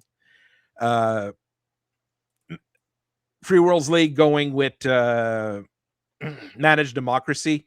Super Earth style, the super democrats and the super democracies instead of just being kind of democratic. Federated Suns going Bretonia in space, like in Warhammer, like going truly knights in space. And we're the knightly orders, and we do. Now are they going to be like Excalibur and paint all their mechs silver? That movie was weird, but cool. I was going to say, are they going to go full Hell's Horses? The Hell's Horses, do I have the Hell's Horses as a subclass? Yes, you can unlock the Hell's Horse Mongols as with a their subclass. With their horse mechs and their horse battle armor. And their quad Vs. Is there a horse proto mech? Close enough. We can get a quad horse proto mech. I think there is. There's the Hippogriff that's close enough. Hippogriff, yeah. So there's that glider, that wig. With the Hell's Horse's battle armor, the guy rides outside on the top of the thing, like. Actually, don't they have Brave Star? He's got Brave Star. That's a thing we need to remember. Yes, we're dredging up all the old stuff today. The worst thing is that was a great show, but the Lyrans, I was wanting to go 18th, 19th century Europe in space. So,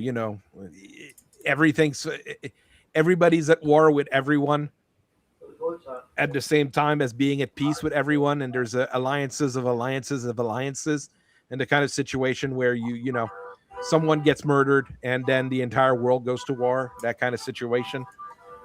Oh, the Balkans. Not sure what to do with a Draconis Combine because they're already Flanderized.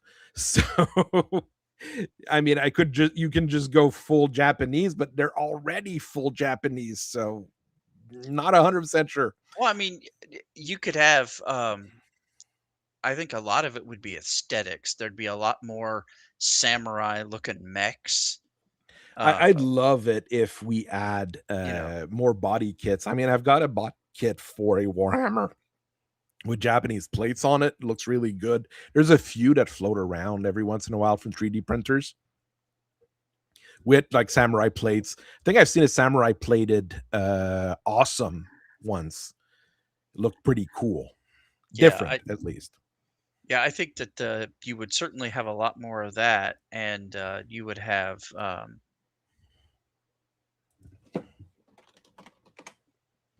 I mean, it's just an idea. I'm just trying to see what I would do with these does your guys. calamity that happens, does it wreck space travel for a while and they have to relearn how to do space travel? Or is I it mean, that's what greatly we don't. That's what curtailed? I mean. All we know is there was a catastrophe. Maybe that happened. Maybe they had to slow boat to places for a while. And I mean, that's the thing. You don't try to explain it. You try to explain it through tidbits of lore throughout the game, and through the odd spots, and through the like. You get a card for a mech, and you're like, okay. You look at the back with the lore bits, and you're like, oh, that's unusual. I didn't expect that. Where does that fit in the story? And you start tying things together Well, I mean, from there. if you have Dropship just stopped work, or the jump ship stopped working for a while. I mean, like I said, you have to slow boat from place to place. That'll take a while. well, yeah, I mean, if you're not going to change the coordinates of the planets, if the planets all stay in their same locations, then you can certainly slow boat between things. But I mean, a light year is It's gonna take a year. It's gonna take a it's year if you go light speed, yeah, and which I mean, is achievable in Battletech. yeah, but I mean, you have to have the supplies on board. I mean, Oh yeah, once you get into 30-year jumps and stuff, the systems, you're just not going to be able to do you're it. not gonna I be mean, trading anymore. yeah, I Even mean, after Grey Monday, where it was just the comms net. Like you could still physically travel to different I mean, systems, but just the comms net you would going down have. caused quite the I collapse think of you the would have to economy. scale back the number of planets that you have. I mean, there would be an absolute mass die off. I mean, Uh, like I said, we're trying not to explain that. It was So, like even after the collapse of the Star League, a lot of the economy flowing into the periphery, they just outright abandoned a lot of their periphery planets in the periphery. If you look at like the territories they held, a lot yeah. of those outer colonies, they just said, we can't keep these going. Like we just can't yeah, feed you. So I I mean, mean, and and then write there's them the off. one world that only made sneakers. yeah, So when they reconnected with that planet, like 100 years after the Star League's collapse, they had entire warehouses full of sneakers. That's good, but that's all That's they what I'm had on the thinking. planet. The Barak battle armor. I mean, there would be a Yes. Just the point in horse. time where, I That's mean, the if horse one. Yes. you run out It of is. food, I mean, but you wiping out, they'd be eating each other at the very end. I mean,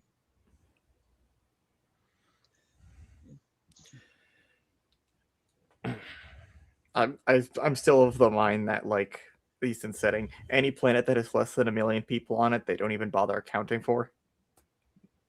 In the periphery, they do. I mean, in the original periphery book, you've got a bunch of those planets with like 10,000 people.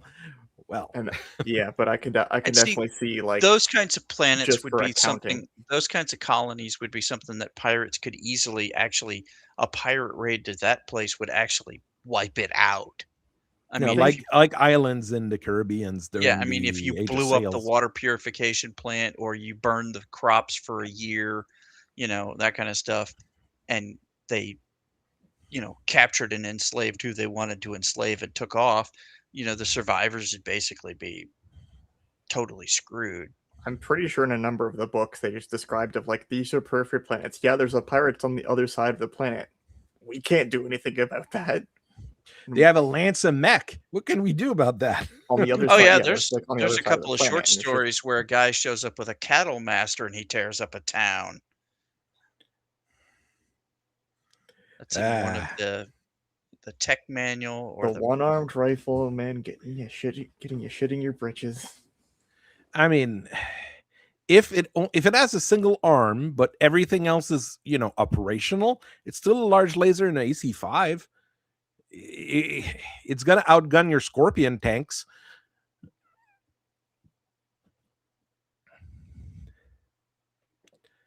I've got an idea for names for a lot of the quests, but I don't have like ideas for what I'm going to do in the quest or what there are. The only one that I have fully like written out, like what I want it to be, would be Aus Liao, because I had a bit of time to think about that one. Basically, you have to get control of Aus Liao, or if you're Aus Liao and get control of your place, you have to kill an evil governor in Tikhonov. Then you have to get the armies on your side by helping a guy fighting the Endurians. Then get rid of your evil half brother, who's currently on Xi'an while you're on Capella. And then you have to kill the Chancellor Dowager, because the evil former Empress is the one running the Tuggy cults trying to kill you. There you go. It gives you a Liao quest line, basically. For Ausmeric, I was really thinking like the federal government of Ausmeric is trying to rebuild itself, because right now there's still the Free Worlds League, but everybody's like semi-independent or mostly independent. You're trying to rebuild the league.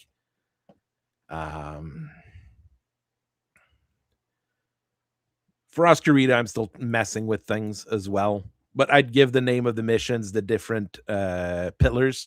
While you're pillar of the pillar of ivory, which is the morals and the tradition of the clan of Oscarita, and you have to get the other pillars under control, basically. For the different clans, I'm trying to have them be like fairly different one from the other. Like Ward Clan Wolf, they used to be in power. Now they've lost power and had to retreat to the Wolf Empire, basically. And they keep trying to get power back. The Jade Falcon are basically acting like pirates. The Ghost Bears are super isolationists and just staying in their own region and killing everybody that's trying to get in. The Sea Fox are completely separated. Like each of the canates of the Sea Fox are their own thing, and you have to reunite them. And I'm not sure what to do with the Snow Ravens. Or I might switch out the Snow Raven for something else, but for now, it's Snow Raven. It is a thing that you can switch out. The SLDF fighting you, Comstar. For some of those, it's easier than having to do multiple missions. Is you do your 3 Comstar hotspot, you build the HPG uplink, then you can get control of Comstar. But once you control Comstar, you get the Mani Domini that comes after you, which is a big problem. The periphery, how it works, is you unlock the periphery hotspots as you unlock more territory. As you annex more things, you have to fight more of the periphery to put it under your control over time. Mercenaries, you do your 3 mercenary hotspot, you build the mercenary all, then you have to do the annexation, the Galathian Civil War. The pirates, I'm not sure. I'm not sure how you get the pirate missions, but I am sure of what happens once you have the pirates. You can either leave them be and they keep doing pirate stuff. You can put them under your control, or you can force them to fight your enemies. So that's how pirates will work. So I had a few ideas, but I'm not sure like how you would unlock the pirate missions and such. But it's just an idea in the end. I wrote up some special rules for the different special enemies. The Broken, that's the AI zombies. Always pass consciousness checks. They don't have morale checks to do. They ignore Zelbringen and Bachals.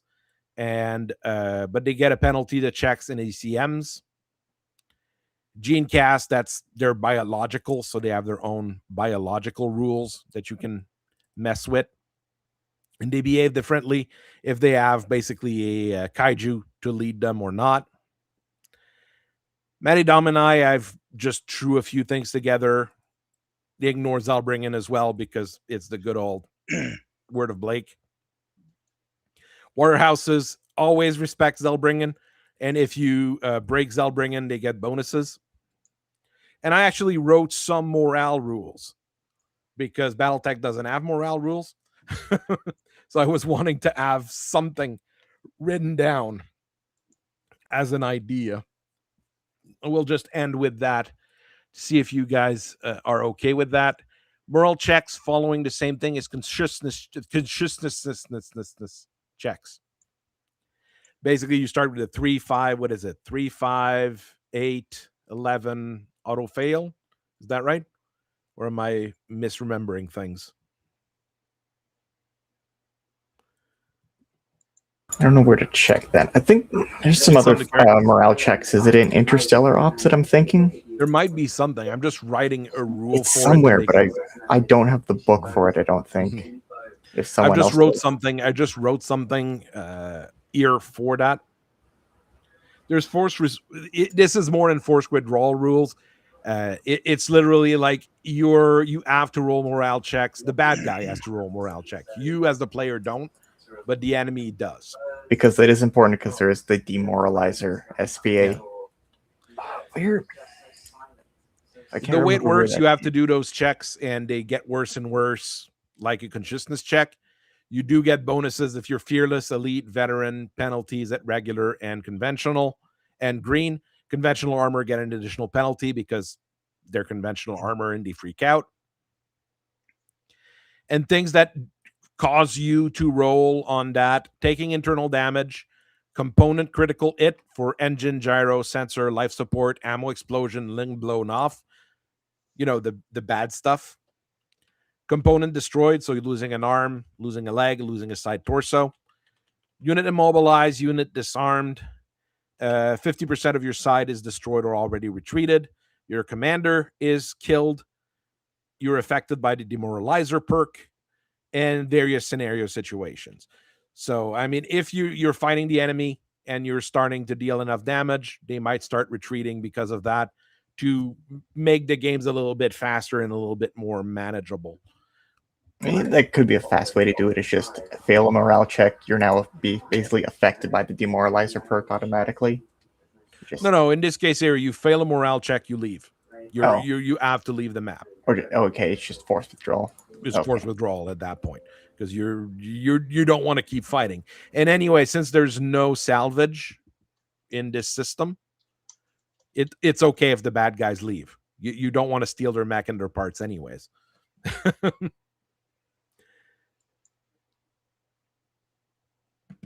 So it's not as bad if someone leaves. You don't have to force destroy them.